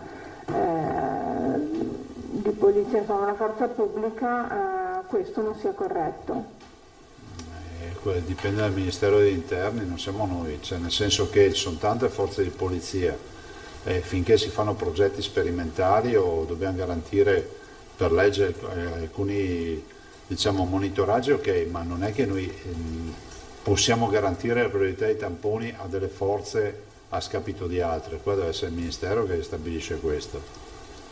Cioè, con tutto il rispetto, i vigili del fuoco fanno un lavoro eccezionale, però mettetevi nei panni della commessa del supermercato piuttosto che di altre persone che fanno un lavoro che è esposto tantissimo con il contatto con le persone. Cioè, tutti hanno quest'ansia, però nel momento in cui si fa il tampone stile medici e operatori sanitari, tu lo devi fare con un piano di sanità pubblica, non è che lo puoi fare ogni tanto così perché loro hanno ragione di porre la questione, ma il loro interlocutore è il Ministero. Va bene, grazie. Prego. Proseguiamo con Maurizio Colombo. Sì, salve Presidente. Ciao. Io mi riferisco a un argomento già trattato in parte da lei, anche dai colleghi, già toccato, cioè la situazione nell'ULSS Euganea, perché ci pervengono delle segnalazioni anche da parte della Croce Verde, che opera soprattutto nel Padovano, di pazienti non Covid che vengono trasportati addirittura in provincia di Venezia, in particolare a Mestre, perché nelle strutture del territorio i posti letto per queste tipologie di pazienti cominciano a scarseggiare. Ecco, un aggiornamento da parte sua oppure dell'assessore. Grazie. È quello che sta accadendo sporadicamente ed sono casi eccezionali. Se si incrementa e andiamo verso i 2000 pazienti ricoverati, l'abbiamo già visto questo scenario a marzo-aprile, allora a quel punto tu sai che non trovi tanti posti letto a disposizione e finalmente qualcuno di scettico capirà perché parliamo di Covid, no? Cioè, oggi possiamo permetterci di lasciare in strada 1300 pazienti dicendo che il Covid non esiste? No. Anzi, sono più di 1300 perché sono esattamente, per essere proprio precisi ad oggi, sono 1274, 1374, 1444 sono in totale ricoverati tra terapie intensive e aree non critiche. La lista dei prenotati prevede adesso Antonella Prigioni, poi di nuovo Michela Nicolussi Moro e Ilaria Marchiori.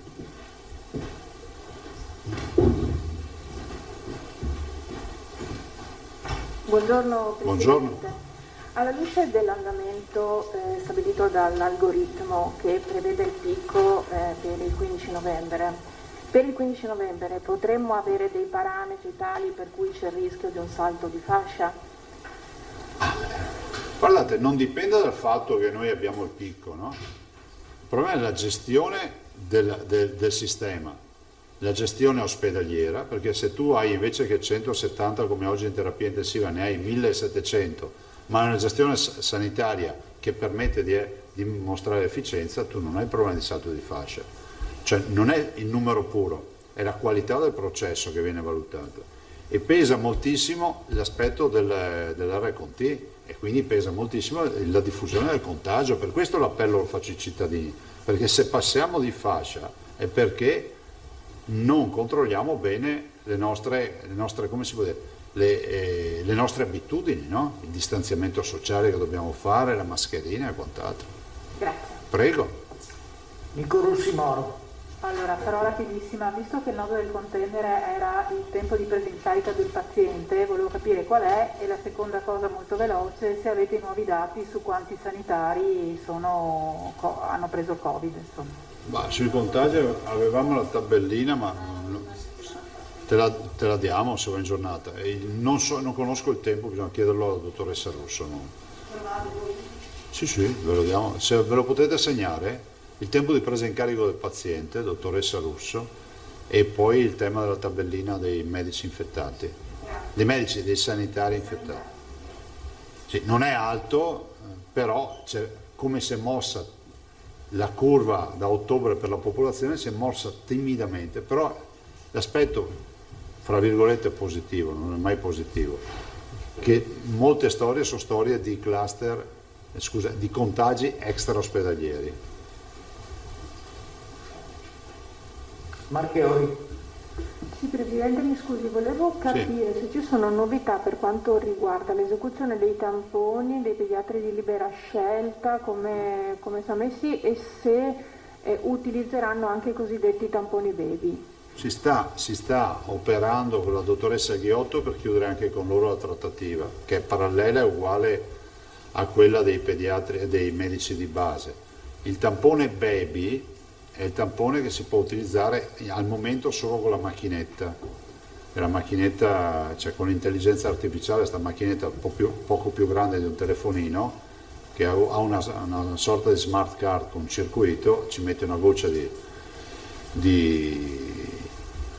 prelevato, no? Definiamolo così, e quindi fa l'analisi. E quindi quello è il tampone baby che utilizziamo per le scuole. Ecco, avendo la necessità di avere il dispositivo per fare il tampone baby, immagino proprio di no, faranno il tampone rapido. Serate Garigoli sta definendo, peraltro ancora una volta abbiamo ragione noi, da una roba artigianale fatta da soli, adesso cominciano a esserci le multinazionali che ci propongono i test fai da te in autosomministrazione. Quindi come è accaduto con i tamponi rapidi, che all'inizio c'era solo la Corea 5 mesi fa, adesso sono 20 multinazionali che li piazzano sul mercato, e così sta accadendo anche per il... Cioè voi capite, qualora avessimo un tampone in autosomministrazione valido, al di là di tutti i ragionamenti, io li condivido tutti, del contact tracing, di capire chi li ha fatti, eccetera, ma se partiamo dal senso civico delle persone, che ognuno di noi si fa il tampone da solo e dice sì, c'ho il Covid, sto a casa, e avviso il medico, abbiamo risolto il problema. Se partiamo dal presupposto che tutti fanno in modo di non essere civili, allora io non condivido questa visione, ma se qualcuno pensa sia così, allora dobbiamo o giocare sempre a guardie ladri. Però il tampone rapido sarà, perché comunque è scritto nell'accordo, nel CN, si parla di test antigenici, e quindi oggi il test antigenico è un tampone rapido. Sì, che poi c'è il dar curi, oltretutto. Quanto potrebbe volerci per concludere con i pediatri? Ore, perché penso che la dottoressa Ghiotto chiuda la volta di domani, da quel che ho capito. Abbiamo pronto l'accordo, lo stiamo sottoponendo e poi convocheremo il comitato come previsto normativamente, quindi un paio di giorni per chiudere quel comitato, forse anche domani potremo convocare il comitato, adesso non so se sta muovendo la dottoressa Ghiotto su questo. Grazie. Prego. Bene, se non ci sono altre domande... Vi lascio gli assessori, sia Bottacin che Lanzarin. Ecco, gli assessori. Chi inizia? Posso avere una domanda preliminare per l'assessore Bottacin? Allora facciamo un poi immagino che l'assessore Lanzarin debba illustrarsi. Preliminare. Arrivederci, buongiorno. Assessore, buongiorno. Parliamo tanto per cambiare dell'algoritmo. E allora la Presidente Zaia ci ha detto che sempre con tutte le cautele del caso, trattandosi di un modello previsionale, c'è questa ipotesi di toccare, se ho ben capito, un volume di ricoveri in terapia intensiva tra i 250 e i 300 nel picco che potrebbe essere collocato a metà novembre. Le chiedevo se il modello fornisce anche una previsione circa i ricoveri complessivi, quindi anche quelli in area non critica. Grazie. Ma diciamo che il rapporto, l'avete visto con questa ondata fra i ricoveri in terapia non intensiva, cioè in area non critica rispetto a quelli in area critica, il rapporto è 1:8 circa, 1:9, e quindi fate presto a fare il conto, 300 lo moltiplicate per 8, sono 2400. Grazie, può dirci qualche altra ma non parlo di numeretti, ma insomma, siccome lei ci lavora ogni giorno, lo aggiorna. Cioè non è che io faccio solo questo, stamattina sono stato annuale con i volontari della protezione civile, stiamo riaprendo un ospedale, cioè non è che sto tutti i giorni davanti alla tabellina. Ieri ho fatto la commissione ambiente, ho fatto videoconferenza, cioè ho anche altre deleghe, quindi non è che sto davanti all'algoritmo tutti i giorni. No, volevo sminuirla. No, ma dico, cioè, lo guardo, lo seguo, ma non è... Sappiamo che lei è un uomo multiforme, no? No, ma al di là delle battute, insomma, la sensazione che ha rapportata all'andamento perché insisto sull'algoritmo? Perché tante persone chiedono, telefonano, scrivono, sto modello sembra che sia un punto di riferimento. Lo è stato nella prima ondata. Le sue sensazioni in questa seconda ondata? Circa insomma, l'andamento e le conferme che magari può avere giorno per giorno. Allora, io posso confermare, vi avevo, non so, mi pare fosse una settimana fa, 10 giorni fa, vi ho fatto vedere il confronto che mi sembra interessante fra la curva, sia per quanto riguarda le terapie intensive che l'area non critica, fra l'andamento delle curve di marzo e di oggi. Sostanzialmente rimane simile la questione, nel senso che per entrambe le curve la velocità di incremento è più bassa in questa ondata rispetto a quella di marzo. Vediamo che il rapporto fra degenti in area non critica e in area critica è cambiato, nel senso che questa volta ci sono più pazienti in area non critica rispetto alla terapia intensiva. Prima ho detto 1 a 8, questa primavera invece era diverso, 1 a 5, anche 1 a 4 c'è stato un periodo, quindi in quel momento la terapia intensiva, diciamo, era la prima cosa che andava in crisi. Adesso siamo concentrati molto anche sui posti letto delle terapie non intensive, ovviamente senza tralasciare le terapie intensive. Questo anche in considerazione del fatto che in primavera c'era il lockdown e quindi oltre ai 170, 168 mi pare siano adesso i posti occupati in terapia intensiva per il Covid, noi abbiamo, ieri erano 267, 300, non lo so, comunque prima il Presidente ha detto che siamo arrivati anche intorno ai 200 durante il lockdown per i pazienti non Covid. Oggi presumibilmente sarà difficile arrivare a quel numero, perché anche riducendo alcune attività programmate gli infortuni sul lavoro e gli incidenti stradali non si ridurranno come si sono ridotti durante il lockdown, ovviamente, perché se molte persone non lavoravano e molte persone non andavano in giro in auto, ovviamente abbiamo rilevato che c'è stata una riduzione di ingressi in terapia intensiva dovuti a politraumi per incidenti stradali e per infortuni sul lavoro. Oggi non c'è il lockdown e quindi quella contrazione che si era registrata per i pazienti non Covid in terapia intensiva non sarà attendibile, insomma, ecco, quindi dobbiamo avere un margine un po' più ampio in quei posti là, insomma ci aspettiamo di non arrivare a quel numero così basso come eravamo arrivati in primavera. Grazie. Michele Nicolussi Moro per l'assessore Bottacci. Assessore, mi scusi, mi spiega meglio la riapertura dell'ospedale di Noale?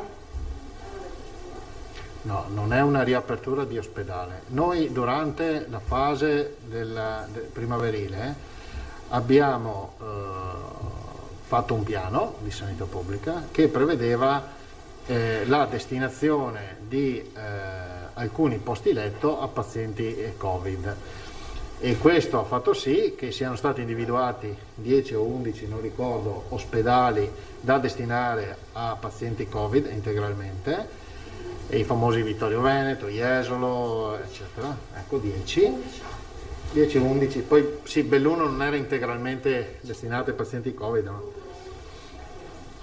E ovviamente come ultima possibilità, no, come abbiamo presentato questa volta 4 fasce, no? La situazione più tranquilla, poi quella un po' più complicata, 5 fasce scusate, quella un po' andando a crescere, ovviamente vengono attivati posti letto per i pazienti Covid in più. Come ultimissima ratio, ma non per i pazienti Covid in terapia, abbiamo fatto una valutazione sulle possibilità di ospitare persone, ripeto, non pazienti Covid che in questo momento nella stragrande maggioranza dei casi presentano sintomi importanti. Cioè anche questo va detto, perché a volte vedo e dicono ma ricoverano tutti anche con raffreddore. Non è così, perché abbiamo i dati anche su questo, sulla situazione dei pazienti. Quelli che sono ricoverati nella stragrande maggioranza dei casi, anche in terapia non intensiva, hanno problemi respiratori. Cioè, ecco, quindi non per questi pazienti, ma comunque ci siamo dati un polmone riattivando i posti letto. In questo momento sono tutti come dire, apribili, utilizzabili, ma sono chiusi. 5 ospedali, ex ospedali, come strutture, ripeto, non ospedaliere, ma utilizzabili per i posti letto che hanno. Voi sapete che uno è stato utilizzato fra l'altro a seguito dell'incendio che ha distrutto una RSA in provincia di Verona per il ricovero degli ospiti di quella RSA, e nella valutazione, mentre noi ci occupiamo sempre della situazione peggiore, della situazione più estrema, non lasciando niente al caso, abbiamo anche pensato di andare a vedere se ci sono altre strutture. Le avevamo già individuata anche questa primavera e quindi stiamo ripulendo un'ala dell'ospedale di Noale. Però ripeto, non vi è la previsione di utilizzarla per pazienti Covid, perché per i pazienti Covid si segue quel piano che abbiamo detto, e cioè i famosi 10-11 ospedali per pazienti Covid, poi gli ospedali HUB e SPOC che si occupano, insomma quello che sapete, il piano che è stato presentato con le attivazioni partendo dalla fascia più bassa fino ad arrivare alla quinta fascia, per un totale mi pare di 6.000 posti letto da destinare circa per i pazienti Covid, che però vanno non in queste 5-6 strutture, ma negli ospedali convenzionali, concentrati sicuramente, riempiendo tutti gli ospedali Covid più anche le altre strutture qualora si andasse nello scenario peggiore in assoluto. Quindi Assessore, noi parliamo degli ospedali Valdobbiadene, Monselice? Sì. Ah, ok, perfetto. Sì. Dove potrebbero andare pazienti a bassa intensità, ma sempre Covid, o pazienti ordinari? No, allora, non c'è un piano oggi, cioè noi li abbiamo ripuliti, abbiamo messo, cioè ci sono questi posti 700, però sono l'estrema ratio, perché vi ricordo che oltre i 6.000 posti che si citavano nella fase 5 ci sono anche, prima vengono le strutture intermedie, quindi abbiamo altri 1.500 posti di strutture intermedie. Siamo stati bravi nella prima fase, abbiamo continuato in questa fase, quindi essendoci una struttura in meno, quella di Zevio, perché con il fatto che la RSA del Veredo d'Adige è andata a fuoco abbiamo ospitato gli anziani che erano nella struttura di Zevio, abbiamo recuperato dei posti a Noale, recuperando quindi un padiglione, però con queste finalità, quindi per il momento questi non abbiamo una definizione di quali pazienti potrebbero andare dentro, perché per noi sono proprio l'ultima ratio. Ho capito. E quanti posti sono nel nuovo padiglione di Noale?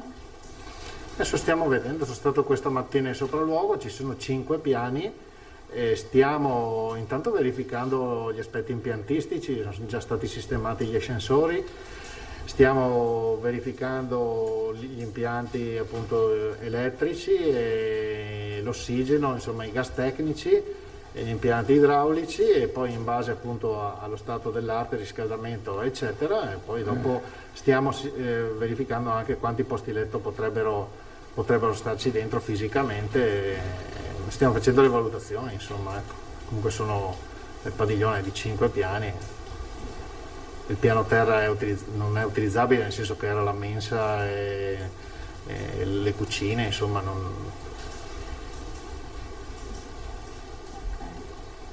Grazie. Se non ci sono altre domande per l'assessore Bottacin, toccherebbe l'assessore Lanzarini.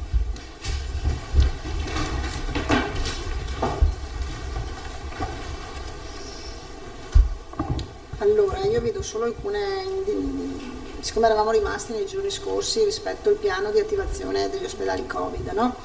Allora, noi abbiamo attivato gli ospedali Covid, gli 11 ospedali Covid progressivamente, il primo che è partito è stato quello di Villafranca, perché già sabato c'era una situazione un po' più di pressing su Verona, e quindi abbiamo attivato Villafranca subito, attivazione completa. Gli altri sono partiti tutti, erano già in attivazione, con una lettera che è stata formalizzata lunedì a tutte le varie direzioni generali e sanitarie. La lettera era accompagnata anche del documento che è uscito dal CTS regionale, che prevede quindi, con l'attivazione dei Covid Hospital, degli 11 Covid Hospital, tutta una serie di riduzioni modulari delle attività, e siamo in questa fase. Le riduzioni modulari delle attività prevedono appunto che all'interno di questi Covid Hospital siano mantenute le attività, ove possibile, di punto nascita. Dico già che Villafranca andava nella direzione di chiusura invece del punto nascita, rispetto invece, non so, Schiavonia a Sant'Orso. perché essendoci dei problemi di personale, quindi volendo recuperare anche la guardia anestesista, quindi andavamo in questa direzione, quindi mantenendo il punto nascita, che hanno punto nasciti con percorsi separati e quindi non c'è commistione tra i vari percorsi. Le attività chiaramente di dialisi, le attività oncologiche e le attività psichiatriche dove ci sono. Penso a Schiavonia piuttosto che anche a Sant'Orto, eccetera, che c'è il reparto psichiatrico, proprio perché lì insomma l'impatto sarebbe troppo importante. Insomma, per il resto quindi gli ospedali sono già in questa modalità e contemporaneamente abbiamo anche nello stesso documento è stato detto come nella prima fase di gradualmente sospendere anche l'attività specialistica non urgente, non in emergenza e urgenza, ossia garantiamo le prestazioni quelle a 24 ore e a 10 giorni, mentre c'è una progressiva sospensione, graduale sospensione delle attività quelle specialistiche ambulatoriali a 30 e a 60 giorni. Questo perché, l'ha ripetuto il Presidente, perché dobbiamo cercare di recuperare personale e quindi adoperare il personale nei reparti che vengono gradualmente allestiti. E anche l'attività chirurgica viene E anche l'attività chirurgica di elezione programmata viene gradualmente sospesa e interrotta, quindi cercando di rinviare i ricoveri programmati e riprogrammando in maniera diversa. Cosa succede? Allora, questa è la nota che è partita lunedì. Oggi siamo già in una fase più avanzata e ci sono alcune aziende sanitarie, alcune USL, alcune province, insomma, che sono già alla fase di chiusura di alcune attività perché c'è una pressione molto forte. Lo diceva il Presidente, sicuramente l'USL Eugania con l'azienda ospedaliera, quindi il Padovano, anche il Vicentino, Sant'Orso, insomma, ha dimostrato un po' questa mattina, insomma, nell'interlocuzione che abbiamo avuto con il direttore generale, già la necessità di andare un po' oltre alla graduale sospensione. Siccome il piano, che si diceva prima, ha 5 fasi, poi ha un piano aziendale locale, ogni singola azienda, chiaramente con i riferimenti regionali, cerca di organizzarsi per quanto riguarda il proprio territorio, perché è chiaro che ci sono dei territori dell'azienda dove i numeri sono numeri meno importanti, si può pensare di allungare un po' di più anche tutte le altre attività.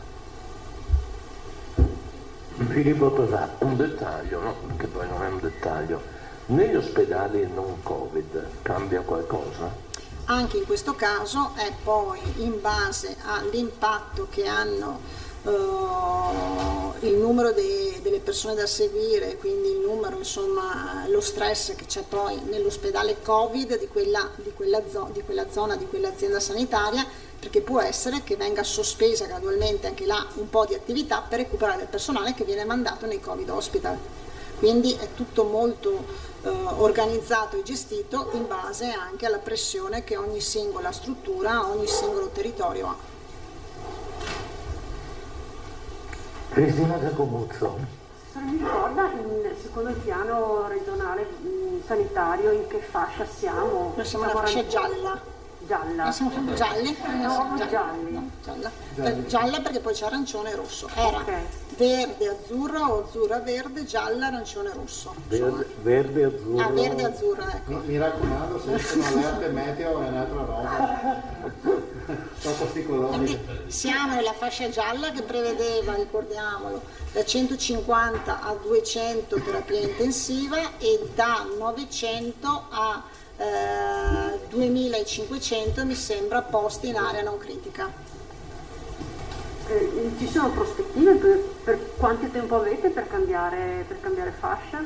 No, in base all'andamento con avete previsioni di tempo, cosa vuol dire in termini di tempo, che potremmo restarci fino al 15 di novembre o non si sa? Misuriamo quotidianamente e verifichiamo quotidianamente. Però pare di capire, insomma, che quantomeno con le terapie intensive un salto di fascia sia possibile entro la metà del mese, o sbaglio?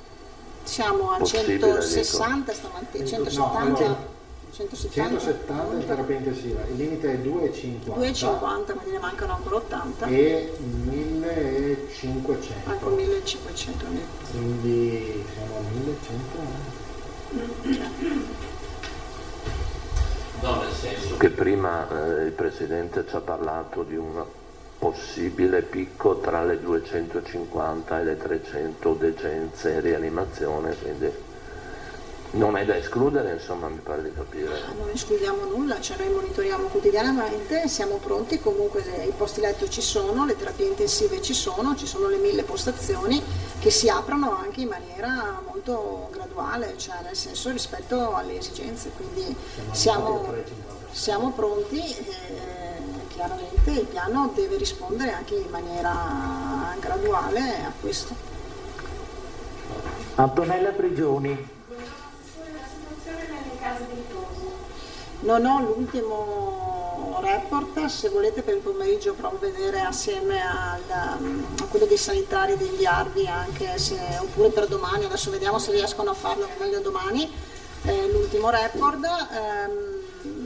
Ci sono sicuramente focolai in crescita nelle case di riposo, questo è vero, c'è il problema forte del personale e quindi del personale che manca e in più di personale che si è infettato come all'interno delle strutture sanitarie. Ieri abbiamo approvato in Commissione Salute un documento che è stato sottoposto alla conferenza delle regioni oggi e quindi al governo proprio per cercare di trovare delle soluzioni riguardo al personale, sia il personale a livello sanitario sia il personale a livello delle strutture sociosanitarie territoriali, insomma, permettendo convenzioni con le aziende sanitarie e quant'altro. Vediamo insomma che riscontro avrà questo documento. Cristina Giacomuzzo. Mi chiedono se una persona si sposta dal Veneto alla Lombardia, ovviamente per uno dei motivi consentiti, deve al rientro fare tampone o cose del genere, non basta solo il certificato, l'autocertificazione. Non è previsto un tampone per chi rientra oggi dalla Lombardia o dalla zona rossa. Grazie. Allora siamo abbastanza avanti con il tempo, se non ci sono altre domande, se gli assessori non ritengono di comunicare altro, chiudiamo qui e ci vediamo alla prossima occasione. Eccoci. Allora, la conferenza stampa è finita, sono le 14:55, avete sentito dichiarazioni di Zaia, Lanzarin e Bottacin. Noi adesso apriamo un'ampia pagina dedicata alla salute e vi presento i nostri ospiti.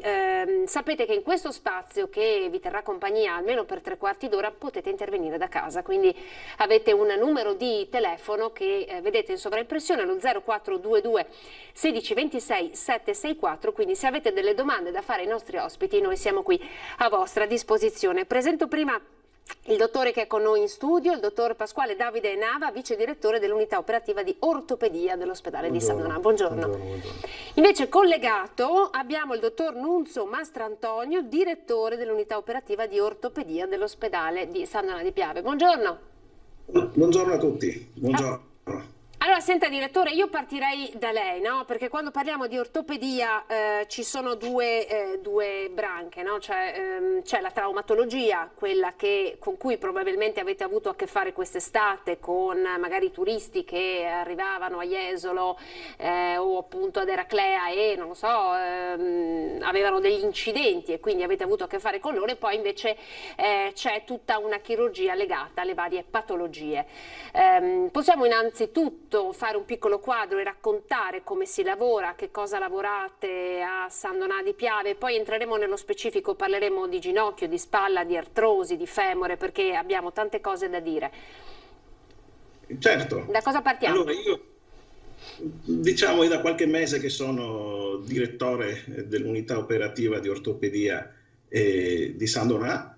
Ho trovato un ambiente molto molto stimolante, molto dinamico, e l'ortopedia non è da meno. Sicuramente il periodo estivo, come in tanti ospedali pubblici, la traumatologia resta la branca chirurgica più impegnativa. Oltre al grosso bacino d'utenza del San Donatese, come ha detto lei, abbiamo le spiagge e i turisti che l'estate si fanno male e che vengono inviati nel nostro ospedale. E questo, diciamo, per un ospedale unico è una delle prime mission, la traumatologia. E resta poi anche una bella fetta di chirurgia d'elezione. Per chirurgia d'elezione intendiamo la chirurgia non urgente, quella che si può programmare, quella che parte, diciamo, dai nostri ambulatori dove i pazienti si rivolgono, vengono valutati, vengono messi in lista operatoria e quindi poi, se tutto procede, vengono anche operati. E sicuramente la chirurgia d'elezione è molto interessante perché garantisce a persone che in passato non trattate diventavano meno valide, di mantenersi efficienti, di non avere dolore, di essere dinamiche, di poter badare a se stesse e soprattutto di poter continuare a lavorare, anche visto che adesso la vita lavorativa delle persone è molto lunga e quindi un problema all'anca, un problema al ginocchio potrebbe essere, diciamo, potrebbe compromettere questa evoluzione lavorativa. Senta, visto che l'età media, la nostra vita si è allungata, quindi giustamente come dice lei si lavora di più ma si vive anche di più, allora possiamo pensare che siano in aumento tutti gli interventi di protesi, magari penso al ginocchio, penso all'anca rispetto ad una volta, cioè si lavora di più con le protesi e le protesi ci permettono di avere una qualità della vita migliore? Allora, sicuramente sì, anche indipendentemente dall'età, anche le fasce giovani accedono più frequentemente a questo tipo di trattamento chirurgico. Questo proprio perché adesso la mentalità delle persone è quella di stare bene, di non avere dolore e di non tollerare il vizio funzionale di un arto, di un braccio, di una gamba, di una caviglia. Diciamo, la gente è più disponibile a farsi operare e a risolvere questo tipo di problemi rispetto a una mentalità del passato dove si tendeva a convivere con queste cose. Questo diciamo soprattutto per la patologia degenerativa dell'anca e del ginocchio è reale. Per un'anca diciamo che lo sviluppo di un'artrosi va a compromettere proprio tanti equilibri. Il paziente comincia a zoppicare, dolore pressoché continuo e alla fine arriva in un ambulatorio ortopedico. Dottore, la devo bloccare perché abbiamo già una telefonata. Lei sa che qui raccogliamo insomma le domande dei telespettatori, quindi la blocco un attimo, prendiamo la telefonata e poi torniamo a parlare di anca. Pronto? Sì, pronto? Pronto? Sì, prego. Buongiorno. Buongiorno. Allora, io volevo chiedere al professore, mio marito è stato operato al femore, causa una frattura, e causa Covid non può fare, è stato operato da 4-5 giorni, e causa Covid non può fare la fisioterapia. Naturalmente fa degli esercizi a casa, ma non è che siano molto... Quanto è invalidante questa cosa? Cioè potrà recuperare bene? Le chiedo dove è stato operato suo marito, giusto perché così... A Treviso. A Treviso. Va bene, grazie signora. Giriamo subito la domanda al dottor Mastro Antonio. È vero, il coronavirus sta un po' inficiando, no? Il lavoro, anche e soprattutto gli interventi di questo tipo. Che cosa possiamo rispondere? Sicuramente diciamo, l'iter terapeutico di questo tipo di fratture, io non so l'età del signore, ma spesso sono pazienti di una certa età, diciamo ha una certa influenza la riabilitazione, soprattutto nel primo periodo. Io adesso faccio un discorso più generale, non conoscendo il caso specifico, però sono interventi che adesso facciamo in tempi brevissimi. Da una frattura di femore entro 24-48 ore si viene operati e i pazienti vengono messi in carico, quindi significa che dal giorno dopo, compatibilmente con le condizioni generali, possono ricominciare a camminare, chiaramente con l'ausilio dei fisioterapisti. Questa fase, la riabilitazione è importante. Chiaramente questo è un periodo storico unico dove comprensibilmente certi tipi di servizi stanno cominciando a ridursi. e sicuramente qualcosina influisce la mancanza della riabilitazione. Poi però l'esperienza domestica, se il paziente è in buone condizioni generali, questo influisce molto, e la situazione proprio quella generale possono permettere lo stesso una buonissima ripresa in tempi medi, ecco. Senta, possiamo consigliare magari alla nostra telespettatrice di, visto che adesso si fa molto, anche si continua a vivere, a comunicare via Zoom, via Skype, un po' come stiamo facendo noi, secondo lei sono realizzabili delle riabilitazioni guidate anche attraverso strumentazione di questo tipo? Sicuramente sì. Chiaramente in questa fase però serve anche molto il supporto umano, l'aiutare il paziente, sostenerlo, sollevarlo, spiegargli come usare. Dei consigli generali comunque possono venire dati anche con i mezzi di comunicazione. Sicuramente si può apportare qualcosa nello sviluppo di questo iter post-chirurgico, ecco, sicuramente sì. Ecco, voi a San Donato come vi state comportando in questo senso, in questa fase qui? Noi ancora non abbiamo risentito di questo problema. Patologia dell'anziano ne vediamo, fratture dell'anziano ne vediamo tante, operiamo quasi tutti i giorni questo tipo di fratture.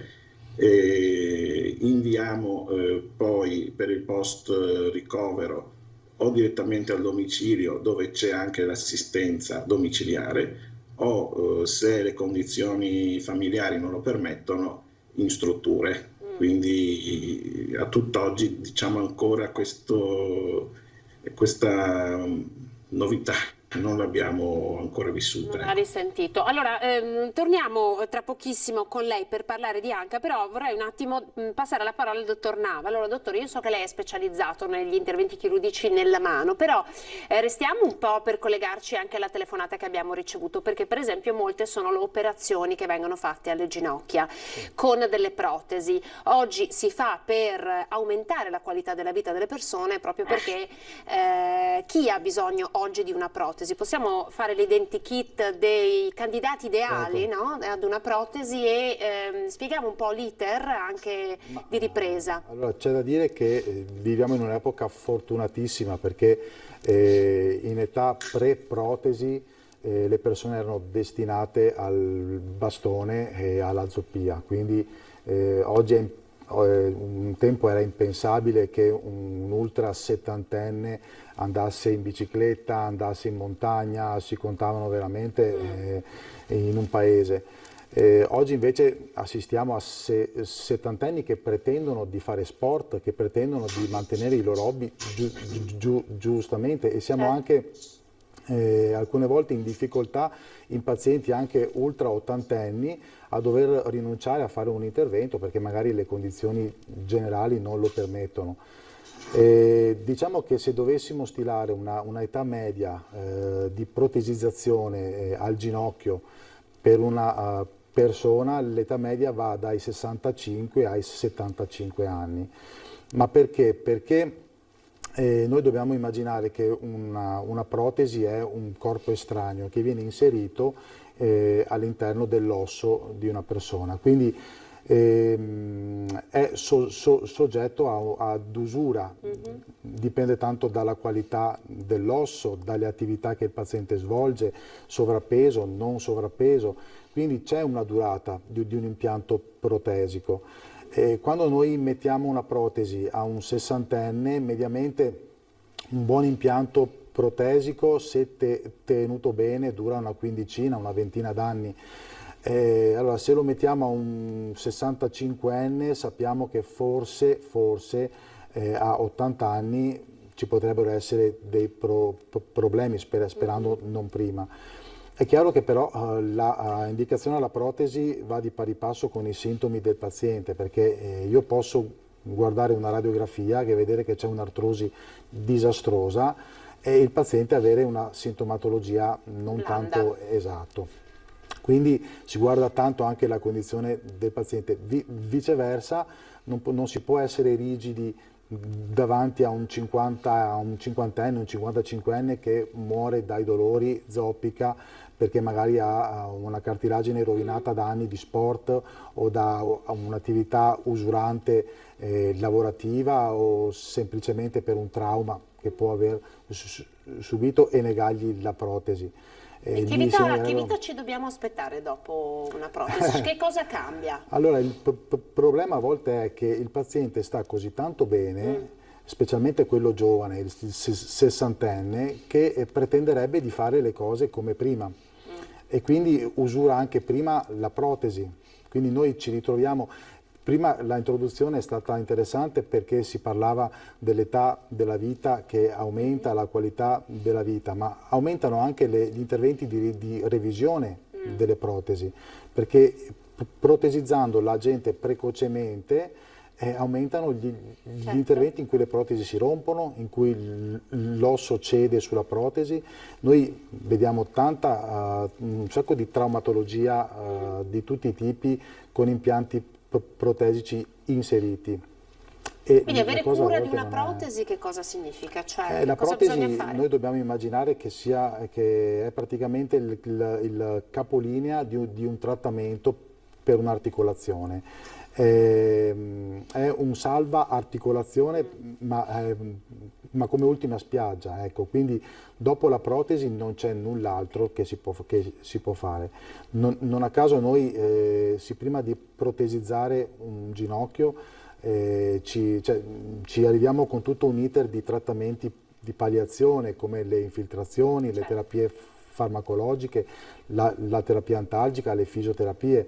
E il paziente alla fine ce lo chiede quasi stremato: guardi, è fallito tutto e voglio la protesi. Ma poi la qualità della vita lei ci sta raccontando, assolutamente. Sì, regaliamo un'altra fetta di vita al paziente proprio. E quindi che comportamenti bisognerebbe ottenere come manutenzione della propria protesi? Cioè comportarsi... Intanto una fisioterapia fatta bene, se uno ha la possibilità di organizzare l'intervento, bisognerebbe che facesse la fisioterapia nel pre anche prima, e nel post, per mantenere un buon tono dei muscoli, perché ricordiamoci che il ginocchio non è solo osso, ma c'è il motore dietro che è il muscolo, quindi bisogna salvaguardare quello.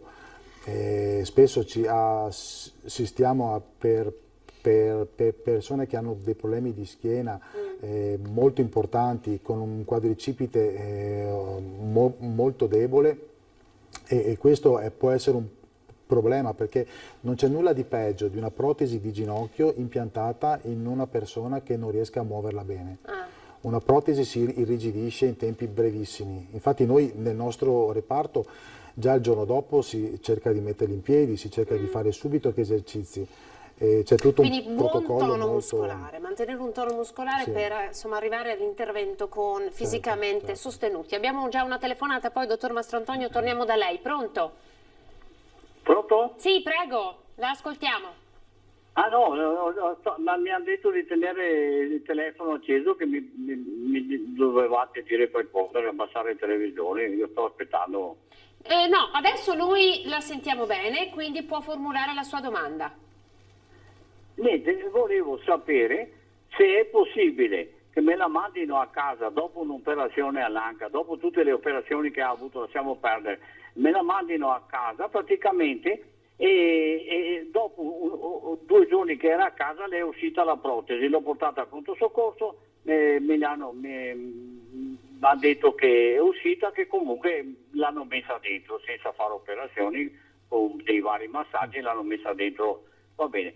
Non è che l'hanno tenuta, sì, la prima volta l'hanno tenuta un paio di giorni. Dopo 2 o 3 giorni che è a casa è successo di nuovo, è uscita la protesi. Sta parlando di sua moglie?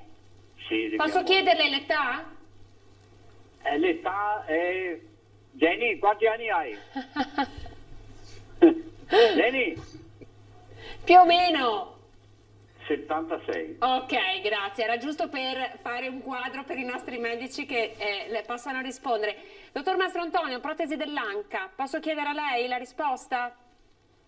Certo. Prego. Allora, diciamo, il tipo di problema che si sta evidenziando può essere legato o a dei movimenti eccessivi che sono stati fatti, soprattutto le rotazioni, e l'accovacciarsi, ci sono dei movimenti, come anche diceva il collega dottor Nava, che vanno sconsigliati ed evitati nel primo periodo, soprattutto i primi 3 mesi dopo un intervento di protesizzazione dell'anca sono delicati. Normalmente diamo anche degli opuscoli, prepariamo i pazienti, usano, faccio un esempio, l'alzavater, non si abbassano per legarsi le scarpe, non si accovacciano per prendere degli oggetti. Sono tutte delle accortezze che vanno spiegate già prima dell'intervento, in maniera tale che il paziente possa organizzarsi anche tutto il periodo post-operatorio da essere assistito e da poter svolgere tutte le azioni quotidiane, il lavarsi, il sistemarsi in sicurezza. Di sicuro su una protesi appena messa, accovacciarsi per legarsi le scarpe potrebbe essere rischioso. Ecco. Certe volte dopo la prima lussazione ci possono essere dei danni di tipo capsulolegamentosi tali da favorire anche la seconda. Questo diciamo merita una rivalutazione da parte degli ortopedici per valutare esattamente quest'anca adesso in che situazione è messa, quindi sicuramente il consiglio a casa è di portarla dove è stata operata e valutare un attimo cosa può essere successo a questo impianto. Non abbiamo chiesto dove è stata operata, non so se abbiamo ancora il telespettatore in linea, ma... siccome che qua non mi fido più veramente... Dove è stata operata? A Milano, all'Humanitas. Ha fatto un lavoro meraviglioso, hanno fatto, non posso dire niente, ha capito? Solo che vorrei sapere adesso in che condizioni che è sempre a letto, che qui devo stare, non posso neanche muovermi per andare a prendere il pane, faccio un esempio. Il problema è, siccome che ci sono degli ospedali dove fanno la riabilitazione e lei è già stata una volta a Mota per il cuore, un'altra volta è stata diversi anni fa alla Mon, che è per il ginocchio. Dopo la terza operazione l'hanno mandata direttamente alla Mon. Io vorrei chiedere se è possibile mandarla a fare la riabilitazione a Mota no, perché solo il cuore, ma alla Mon fanno anche l'anca, mi sono già informato, fanno anche l'anca e fare la riabilitazione. È possibile che non mi possono mandare questa donna a fare questo lavoro? È possibile che non ho aiuti da nessuno, che sto impazzendo veramente. Allora, guarda, secondo me, se posso interpretare, la domanda è un po' questa, no? Perché i nostri esperti da San Donà di Piave credo possano risponderle fino a un certo punto, ma la domanda è, nel momento in cui io faccio un intervento presso una struttura, come viene gestita poi la riabilitazione e quanto deve durare la degenza in ospedale del mio paziente? In questo caso loro mi hanno detto bastava che venisse a casa, che lei stia tranquilla, che si sieda sul letto, poi alzarla un attimo e fare 2 passi. Lei aveva l'estornità, aveva questo, aveva quello, ma comunque insomma... Probabilmente ci sono anche altre patologie, credo, no? Altre problematiche. Ma ne ha tante, è stata operata il cuore, è stata operata le operazioni che fanno alle donne, va bene, 4 volte un ginocchio che me l'hanno rovinato con la prima volta, quando è andato a operarsi l'altra a Treviso, che le hanno fatto un bel lavoro, è quella lì, il professore mi ha detto guarda che qui quando sta meglio questa gamba devi operarti di nuovo di qua, devi operarti perché ti hanno messo una protesi già sorpassata da 10 anni quando te l'hanno messa. Non so, io le ho detto ma come, dove sono andato in cimitero a prenderne una, non so. Lui mi ha guardato e praticamente non ho fatto il nome degli ospedali. No, guardi, nel senso che non è questa la sede. Noi vorrei lasciare rispondere al medico, mi perdoni, no, devo chiedere al dottor Mastrantonio di rispondere perché altrimenti rischiamo di uscire fuori tema. Allora, quanto deve durare una degenza per un intervento di protesi all'anca? Se è possibile scegliere dove fare la riabilitazione? A questo punto chiederei a lei proprio un approfondimento, quanto dura il recupero per la protesi all'anca, allora dottore?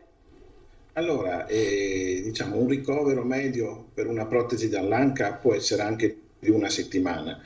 già in prima giornata. Io parlo di pazienti in buone condizioni generali, quindi pazienti complessi che stentano a recuperare, che hanno problemi che poi vanno a evidenziarsi in maniera maggiore dopo un intervento chirurgico, sicuramente hanno altri percorsi. Questi magari sarebbe più semplice che venissero presi in carico da una riabilitazione, da un reparto riabilitativo, piuttosto che pazienti che hanno un ottimo recupero già spontaneamente. Il paziente, tra virgolette, sano, in buone condizioni generali, già dopo 3-4 giorni cammina ed è autonomo con le sue stampelle e non ha grossi problemi. E la riabilitazione in questo caso, diciamo, potrebbe durare anche un paio di settimane in reparto riabilitativo e, diciamo, entro un mese il paziente è già praticamente autonomo. Se non sbaglio la signora è stata mandata a casa dopo qualche giorno, ma insomma in questo caso che consiglio si sente di dare al nostro telespettatore? Diciamo che spesso gli ospedali che tengono ricoverati anche per periodi brevi, e posso condividere questo tipo di strategia, dovrebbero avere dei collegamenti con strutture riabilitative, certo, dove inviare i pazienti un po' più delicati, non tutti, ma sicuramente avere delle vie preferenziali.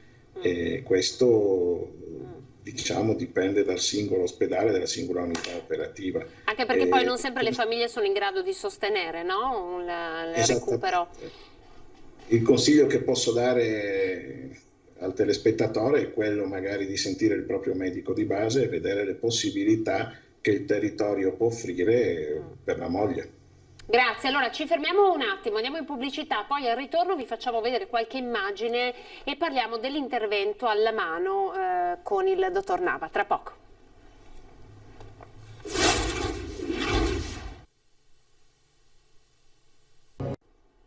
Eccoci ben ritrovati di nuovo in onda, 15:24, continuiamo il nostro focus nel grande mondo, universo dell'ortopedia, stiamo raccogliendo le telefonate, ne abbiamo già una che era in attesa nel corso della pubblicità, la prendiamo subito, vediamo di che cosa si tratta. Buongiorno. Buongiorno. Prego signora.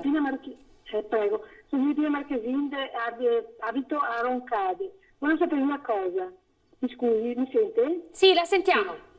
Bene, mi sente. Allora, io ho problemi, quest'anno ho avuto, cioè dal 2019 al 2020 ho avuto parecchi incontri con gli ortopedici di Treviso. Allora, una mano si è fratturata e mi hanno messo una specie di placca dentro, perché si è scomposta la frattura, e l'altra, che sono caduta nuovamente dopo, mi è rimasta, mi hanno operato, mi hanno ingessato, mi è tenuto per 30 giorni, però quando si è tolta mi è rimasto un gnocco, cioè una cosa strana, sul polso ho una cosa che mi fa male, e è un mese e mezzo che ci sono formicolite di 2 dita. Non so, affidarmi a un dottore della mano, ma non so, potrei chi andare, capisci? Aspetti signora, ci aiuti a fare chiarezza, l'hanno operata mettendole delle placche, una protesi? No, il destro, ma il sinistro successivamente. Sì, aspetti. Ci racconti un attimo perché altrimenti facciamo fatica a risponderle. Allora io ho il sinistro, il destro mi ha messo la placca e è andato abbastanza bene. Sì? Sì. Mentre il sinistro sono caduta e mi hanno operato e mi hanno messo il gesso. Ok. Quando è stato tolto mi è arrivato tutto un grumo di non so io cosa. Ho fatto anche degli esami, la mia dottoressa mi ha detto che c'è qualcosa che non va. E in più ci sono 2 dita che sono un mese e mezzo, che sono tutte le 2 dita inerenti a quel pezzo di polso, che il mignolo e l'anulare, che sono su quel pezzo di polso che mi fa male, che sono dunque tutti informicoliti. Intorpidite. Ok, abbiamo capito. Grazie signora. Devo essere breve con lei, ma la facciamo subito rispondere dal dottor Nava. Buongiorno, quindi se non ho capito male ha subito una frattura al polso di sinistra che è stata trattata con un gesso.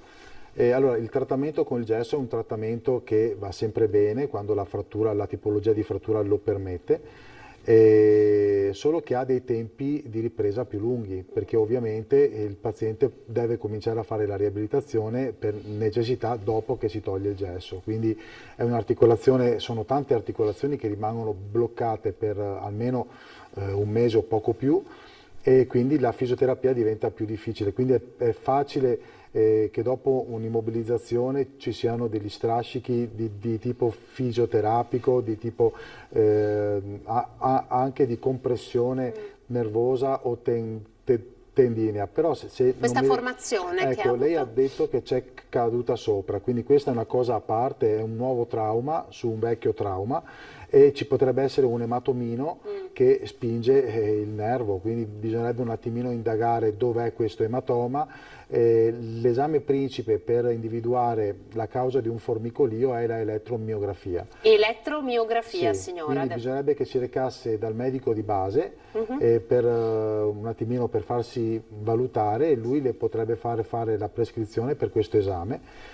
E poi l'elettromiografia le dice dove c'è il danno o la sofferenza a livello del nervo. Ecco, restiamo sulla mano, dottore. Allora, vediamo se dalla regia riesco a fare vedere questa slide. Allora, questa è una mano che ha subito un trauma importante, no? Perché poi anche voi vi occupate molto anche di questo, no? Dei traumi. Sì, noi siamo molto ricchi di traumatologia per la posizione in cui siamo e per tutta la mole di incidenti stradali che ormai un po' dappertutto ci subissa di lavoro. Cosa c'è in questa mano? Allora, questo è un caso di un ragazzo giovane che, sulla sua Harley Davidson non è riuscito a frenare in tempo, e quindi si è schiantato contro la parte più posteriore di un camion. Quindi l'impatto è avvenuto con la mano sul manubrio in questo senso qua, quindi tutte le 4 ossa metacarpali si sono praticamente fratturate. È un politrauma della mano proprio, si può Come si definire in questo interviene? modo. Allora, l'intervento che è stato fatto con 2 incisioni sul dorso, e attraverso le 2 incisioni sono riuscito ad avere accesso a tutte le ossa metacarpali e a sintetizzare, si dice, cioè quindi a unirle e stabilizzarle con delle placche di ultima generazione in titanio. Ma la cosa, diciamo, soddisfacente di questo intervento è che grazie a questa stabilizzazione di ultima generazione il paziente non ha avuto bisogno di immobilizzazioni ulteriori, quindi di gessi, di tutori, ha cominciato a fare la fisioterapia dedicata già il giorno dopo, inizialmente con un po' di dolore, sono stati applicati un sacco di espedienti per sgonfiare la mano, e sono riuscito... Questa è la slide corretta? Questa è quella con le placche, sì, in cui si vede la ricostruzione di tutte e quattro le ossa metacarpali. Non è facile ricostruire 4 ossa metacarpali in contemporanea, perché basta anche una variazione di una piccola frazione di grado di congruenza dei frammenti per creare delle grandi deviazioni delle dita. Quindi in un attimo il paziente si ritroverebbe con le dita che si incrociano man mano che cerca di fare il pugno. Abbiamo un'altra fotografia, dottore. Che cosa c'è invece in questa slide che lei ci ha girato? Che cosa c'è? Vediamo. Eccola qua. Ah, questo è un tumore benigno. Eccolo qua. Sì, di una ragazzina di 16 anni, si chiama encondroma. È un tumore che proviene dalle cellule che producono la cartilagine. La cartilagine normalmente si trova all'esterno dell'osso e va a rivestire le superfici articolari. In questo caso si è prodotta per un'anomalia conformazionale, genetica, ecco, allora. si è prodotta nel suo interno, quindi è come se in un vetro ci fosse una bolla d'aria. Ecco, in questo caso nell'osso si crea una sorta di cavità più molle rispetto all'osso, che ha un grande rischio di frattura anche per traumi banali. Essendo un tumore benigno, fortunatamente lo si può bonificare, si esegue un accesso osseo, si pulisce, si riempie la cavità con dell'osso o della paziente stessa, oppure si possono utilizzare dei prodotti molto moderni oggi, dei preparati artificiali ossei che stimolano la formazione di nuovo osso e poi si richiude una sorta di coperchietto osseo e lo si fissa con una placca in maniera che la paziente possa già cominciare a muovere con l'intervento fatto. Quindi anestesia locale? Io riesco a farle da qualche anno con una metodica nuova, questa è un'altra cosa interessante, in anestesia locale, quindi riesco a fare interventi anche più complessi sulle ossa delle mani utilizzando una miscela di anestetici che viene iniettata localmente, che mi dà sia la possibilità di avere la mano libera, quindi il paziente intanto che lo opero può muovere la mano liberamente anche a comando, in maniera tale che mi dà la percezione di quello che sto facendo. E inoltre non ho sangue che mi inonda il campo operatorio, perché nella miscela di questi farmaci c'è anche un po' di adrenalina che chiude i vasettini, quindi io opero come se avessi un laccio emostatico alla radice del braccio. Il paziente è al massimo comfort, sì, e un'altra cosa che di questi tempi non è non è da meno, di poco conto, è che il paziente può andare a casa immediatamente, subito dopo l'intervento, quindi non ci sono spese per un ricovero, e di questi tempi che la sanità è impegnata in tante spese di tanti altri tipi, è un aiuto importante. Evitare l'ospedalizzazione. Le chiedo di commentare, prima di andare in pubblicità, questo video, adesso poi lo facciamo rivedere. Qui abbiamo... Ecco, allora questo è un altro intervento in cui sono riuscito a non aprire la frattura. Sì. Questa mostra la immagine di com'era prima la frattura.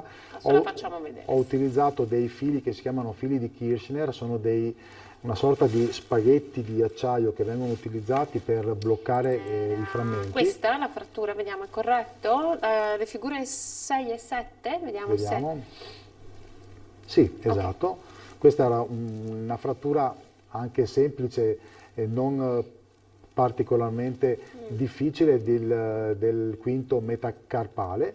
Sono riuscito a non aprire la cute, quindi a farla senza aggredire le ossa, utilizzando questi filetti dall'esterno, e anche qui con soddisfazione sono riuscito a farla in anestesia locale, quindi il paziente è andato a casa senza tagli, con questi filetti, già in grado di muovere da subito e senza alcun tipo di tutori o gessi, e la guarigione è avvenuta bene, insomma, quindi... insomma, davvero stiamo facendo passi da gigante, sì, no? Sono delle evoluzioni, sì. Sono delle grandi evoluzioni, anche perché, come ci diceva lei, ai noi i traumi, soprattutto delle mani, no? Dagli incidenti stradali, ma anche semplicemente gli incidenti domestici, sono molto frequenti. Sì. La mano è un po' il nostro scudo, quindi noi ci proteggiamo e quindi le mandiamo avanti, e quindi subiscono tutte le avversità. Ma noi abbiamo le armi per gestirle. Allora andiamo un attimo in pubblicità, poi col dottore invece Mastrantonio torniamo un attimo a parlare di spalla e di femore. A tra poco.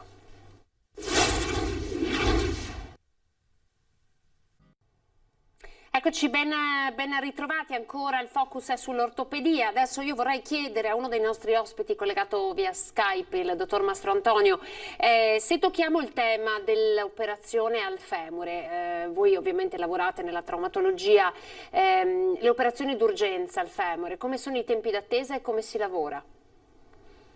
Certo, allora da quando il paziente viene ricoverato all'intervento devono passare non più di 24-48 ore.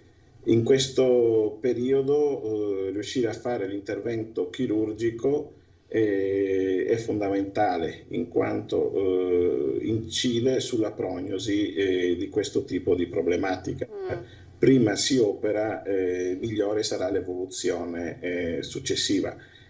Sicuramente il problema è quello che i pazienti che arrivano con questo tipo di traumi all'anca sono pazienti anziani che presentano delle comorbidità, cioè altre patologie che possono aumentare il rischio operatorio, prendono dei farmaci che spesso non sono compatibili con certi tipi di anestesie, quali quelle più leggere, la spinale, ma in ogni caso ritardare l'intervento non è mai una cosa buona, anche in considerazione di queste problematiche. I tipi di intervento sono diversi a seconda della zona in cui avviene la frattura. Si può andare da si sostituisce la zona fratturata, in quanto spesso trattamenti conservativi non permettono un carico precoce e soprattutto un'evoluzione benigna della frattura, a interventi più conservativi con dei chiodi che vanno a bloccare la zona femorale, sempre con l'obiettivo di far caricare prima possibile il paziente e riavviarlo alla deambulazione. L'obiettivo di questi interventi è proprio questo: interventi che non permettano il carico nell'immediato post-operatorio e possono influire negativamente sul resto e sull'evoluzione delle cose. In quanto tempo si torna a camminare, dottore? Allora, meccanicamente anche dal giorno dopo l'intervento, ripeto, la tipologia dei pazienti rende variabile l'esito, nel senso che ci sono pazienti molto anziani con demenza, con altri tipi di problemi, e allora la verticalizzazione può essere molto molto difficoltosa. Pazienti con una buona compliance nel giro di una settimana camminano con stampelle e con gli ausili sempre assistiti. Ecco. Ricordo che questi sono i traumi tipici degli anziani, quindi è un capitolo a sé. Come abbiamo visto, l'ortopedia ha tante branche, tante cose diversificate. Questo è uno dei campi che ci porta alle sfide del futuro, cioè la popolazione invecchia e aumentano i traumi dell'anziano, e su questo penso che buona parte degli ospedali pubblici, il nostro compreso, stanno facendo passi da gigante. Senta, ha parlato di anziani. Per quanto riguarda i traumi pediatrici, invece, gli interventi sui bambini, insomma, voi, essendo appunto ricevete anche i pazienti che arrivano dal litorale, immagino che quest'estate, magari quei bambini che corrono nelle spiagge, si è lavorato molto anche in questo senso. Quali sono i traumi più frequenti? Sicuramente mi fa riflettere quando certe giornate l'estate operiamo nella stessa seduta operatoria, prima un giovane paziente di 6 anni e poi uno di 96, quindi che il fatto che lo stesso specialista riesca a gestire tale diversità di patologia è notevole, secondo me. Nei bambini i traumi pediatrici coinvolgono spesso le articolazioni, quali il polso, i gomiti, le spalle e gli arti inferiori a scendere. Anche qua, soprattutto per i traumi che attraversano i nuclei di accrescimento, cioè le zone dell'osso dove poi avviene l'allungamento dell'osso stesso, cerchiamo di intervenire subito. Questo per garantire, diciamo, la sopravvivenza di zone così delicate che, se venissero compromesse, determinerebbero l'assenza o l'alterato sviluppo dell'osso, quindi delle deformità vere e proprie, cose che magari in passato si vedevano e che oggi sono scomparse grazie a questo tipo di chirurgia. Quindi bisogna essere tempestivi, insomma, anche in questo caso. Abbiamo una nuova telefonata, pronto? Pronto? Sì, prego. Sì? Buongiorno, volevo un'informazione. Io ho fatto la protesi al ginocchio circa 6 anni fa, 5 e mezzo, 6 anni fa. Ho fatto diverse lastre perché ogni tanto mi cede il ginocchio, ho un leggero gonfiore, cedo e cado. Volevo chiedere, siccome io ho avuto le aderenze, che sono stata operata ai diverticoli, e mi hanno detto che può venire anche al ginocchio, è vero o no? Perché mi dicono di no. Allora, chiediamo al professor dottor Nava. Allora sì, no, bisognerebbe un attimino con una visita capire il perché il ginocchio cede, se è un problema di meccanica che riguarda la protesi, oppure se è un problema di dolore o se è un problema di muscoli o magari anche di nervi. Ma alcune volte c'è il nervo sciatico che causa una debolezza dei muscoli, altre volte magari c'è uno stimolo di dolore che blocca l'articolarità e fa cedere un attimino il ginocchio. oppure ci potrebbe essere un blocco meccanico della protesi. Bisogna un attimino fare una visita, è un po' generico questo sintomo, va un attimino rivista dallo specialista che l'ha operata. Per quanto riguarda invece le aderenze, allora il corpo cerca di guarire dall'intervento. C'è stata un'incisione sulla pelle, i muscoli sono stati divaricati, è stato impiantato un corpo estraneo dentro l'osso, quindi il nostro organismo cerca di guarire. E com'è che fa a guarire? Crea delle cicatrici per chiudere tutte le incisioni che sono state fatte. Il problema è che il corpo non guarda tanto dove le va ad apporre le cicatrici, lui le mette sia sulla breccia ma anche un po' dappertutto, quindi se noi rimaniamo immobilizzati per tanto tempo la cicatrice prende il sopravvento e si creano le cosiddette aderenze, che altro non sono che una sorta di cicatrici interne che vanno a bloccare sia l'articolazione, la protesi, i tendini, le aderenze possono insinuarsi ovunque. Quindi dopo un intervento si instaura una sorta di guerra fra il suo corpo che cerca di apporre queste aderenze e lei che cerca di muovere e rompe le cicatrici interne in eccesso. Ed ecco il perché di tutto il dolore durante la fisioterapia. Questo diciamo va avanti finché non si creano dei piani di scorrimento, si chiamano piani di clivaggio fra le fasce, fra i tendini, fra i muscoli, e quindi il corpo smette di produrre la cicatrice lì dove non serve e l'articolazione si molla un attimino. Se lei ha delle rigidità, perché le aderenze danno come sintomi delle rigidità, il ginocchio non riesce ad andare oltre un certo grado di flessione perché lei prova del dolore e si sente il ginocchio rigido. Allora, se sente questo tipo di problemi, evidentemente la fisioterapia non è stata tempestiva e dovrebbe farne tanta per cercare di rompere queste aderenze in eccesso. Quindi continuare con la fisioterapia, diventa fondamentale. È fondamentale, l'ho ripetuto anche prima. Che tempi di riabilitazione ci sono allora dopo un intervento di protesi al ginocchio? Tempi immediati, nel senso che subito dopo l'intervento la fisioterapia inizia in maniera progressiva, quindi già il paziente a letto inizia con degli espedienti, con dei piccoli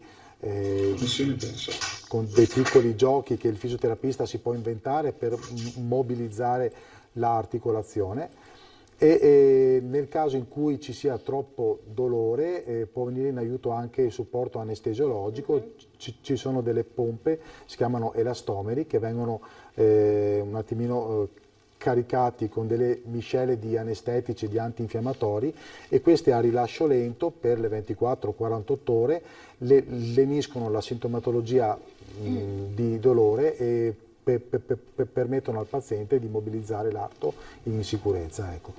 Quindi questo, diciamo che se il paziente è bravo, il sistema della fisioterapia funziona, nel giro di un mese si dovrebbe buttare via la stampella e si dovrebbe essere autonomi nella deambulazione. Ecco. Dottor Mastrantonio, torno da lei per gli ultimi 5 minuti di trasmissione. Focalizziamoci un attimo sulla spalla. Non abbiamo ancora toccato gli interventi sulla spalla. Anche qui, che tipo di interventi fate e insomma, quali sono i più frequenti? Anche qui come si lavora e che tempi di riabilitazione ci sono? Allora, anche qui gli interventi della spalla vanno dal campo traumatologico a quello, diciamo, d'elezione, come in tutti quelli che abbiamo visto fino adesso. Restando sull'elezione stavolta parliamo di patologia della spalla estremamente frequente. Buona parte delle volte la risolviamo senza intervenire chirurgicamente. Uno degli strumenti più efficaci che ha l'ortopedico in questi casi è proprio l'utilizzo di infiltrazioni cortisoniche o con acido ialuronico, eventualmente anche associate alla fisioterapia. Buona parte dei pazienti rispondono bene a questo trattamento, quindi non so, al di là di quello che è il problema, se è legato solo a una sofferenza tendinea o a una forma di borsite, un problema di tipo infiammatorio o addirittura alla rottura dei tendini, se riusciamo a ottenere un buon risultato clinico, un recupero funzionale, il che è possibile, e un sollievo dal dolore, possiamo anche non pensare alla chirurgia. Nel paziente invece che non riesce a muovere bene la spalla o che ha un dolore pressoché costante nonostante, diciamo, le cure che gli proponiamo, si arriva a considerare l'intervento chirurgico. Adesso le scuole sono di due tipi, quella dell'artroscopia che si sta sviluppando enormemente e che prevede attraverso piccoli accessi, entrando con delle sonde, di poter andare a risolvere i problemi. Ancora però persiste e va avanti anche la chirurgia aperta, quindi attraverso piccole incisioni si riesce ad arrivare nello spazio sotto l'acromio, cioè all'interno della spalla, a fare una valutazione di quello che è il problema e a poterlo risolvere. Spesso la causa più frequente è una conformazione ossea precostituita, costituzionale, che porta a chiudere lo spazio dove scorrono i tendini. Quindi lavorando sull'osso, il che si può fare o con frese in artroscopia o a cielo aperto anche con degli scalpellini, si va a ricreare lo spazio e il tendine smette di soffrire. Se invece i tendini sono fortemente danneggiati, questi vengono reinseriti all'osso, il che permette la ripresa anche del movimento. Sull'evoluzione post-operatoria e la riabilitazione, questi sono i due scenari. Se i tendini a discrezione del medico, ovviamente, no? Decidere quale dei due percorrere. Dipende dalla lesione che troviamo. Quando si trovano tendini rotti, l'obiettivo è quello di andare a reinserirli, a ricostruire, perché da lì passa la funzione della spalla. Certo. Qualora non dovesse essere possibile, si può avere il sollievo dal dolore, ma la forza e certi tipi di movimenti non tornano, quindi più che la discrezione del medico è proprio, per quanto possibile, riuscire a ricostruire. La riabilitazione cambia. Se è solo un problema di ricreare lo spazio sotto l'acromion, quindi di rimodellare l'osso, è abbastanza rapida. Dopo 20 giorni già si può cominciare la riabilitazione attiva. Qualora invece vengono reinseriti i tendini, è più lunga, quindi si può, diciamo, proporre 20 giorni di mobilizzazione, esercizi minimi di tipo passivo, cioè senza forzare la spalla, a un periodo dopo la rimozione del tutore, che in questo caso si tiene tra i 20 e i 30 giorni, alla riabilitazione attiva, che deve essere seguita da un fisioterapista per avere un risultato migliore, e può durare ancora anche un mese dopo il primo periodo. Grazie dottore, noi davvero dobbiamo chiudere purtroppo, perché avremo tante cose da dire, sicuramente molte altre telefonate da prendere, ma devo salutare i nostri ospiti, ringraziarli ovviamente, il dottor Nunzio Mastro-Antonio, direttore dell'unità operativa di ortopedia dell'ospedale di San Donà di Piave, che si è collegato con noi via Skype, e il dottor Pasquale Davide Nava, vice direttore invece di ortopedia sempre dell'ospedale di San Donà di Piave, presente in studio. Grazie a lei, grazie ai nostri ospiti per questa fotografia, insomma, sui vari interventi, le tipologie che vengono fatti, e per aver risposto alle domande dei telespettatori. Il tempo a nostra disposizione è terminato. Voi sapete che l'informazione su Antenna 3 ritorna a partire dalle 18:30 con il TG del Veneto e poi gli altri notiziari a seguire. Ora le previsioni del tempo. Arrivederci.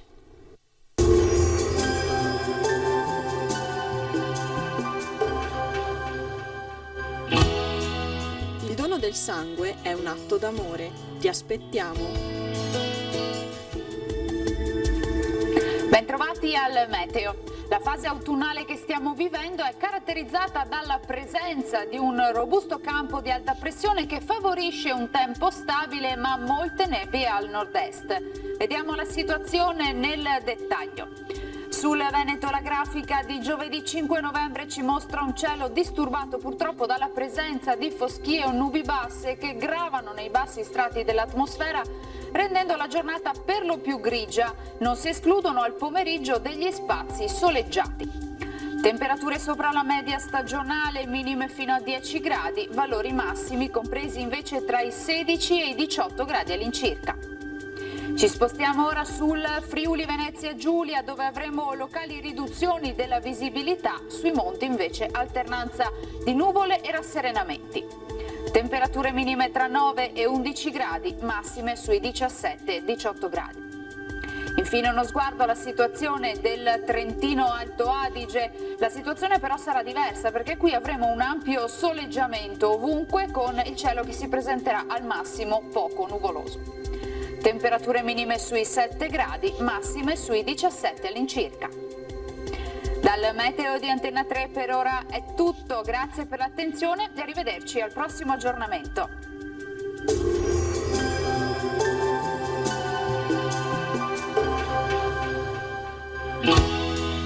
Se puoi, dona, se non puoi, spargi la voce.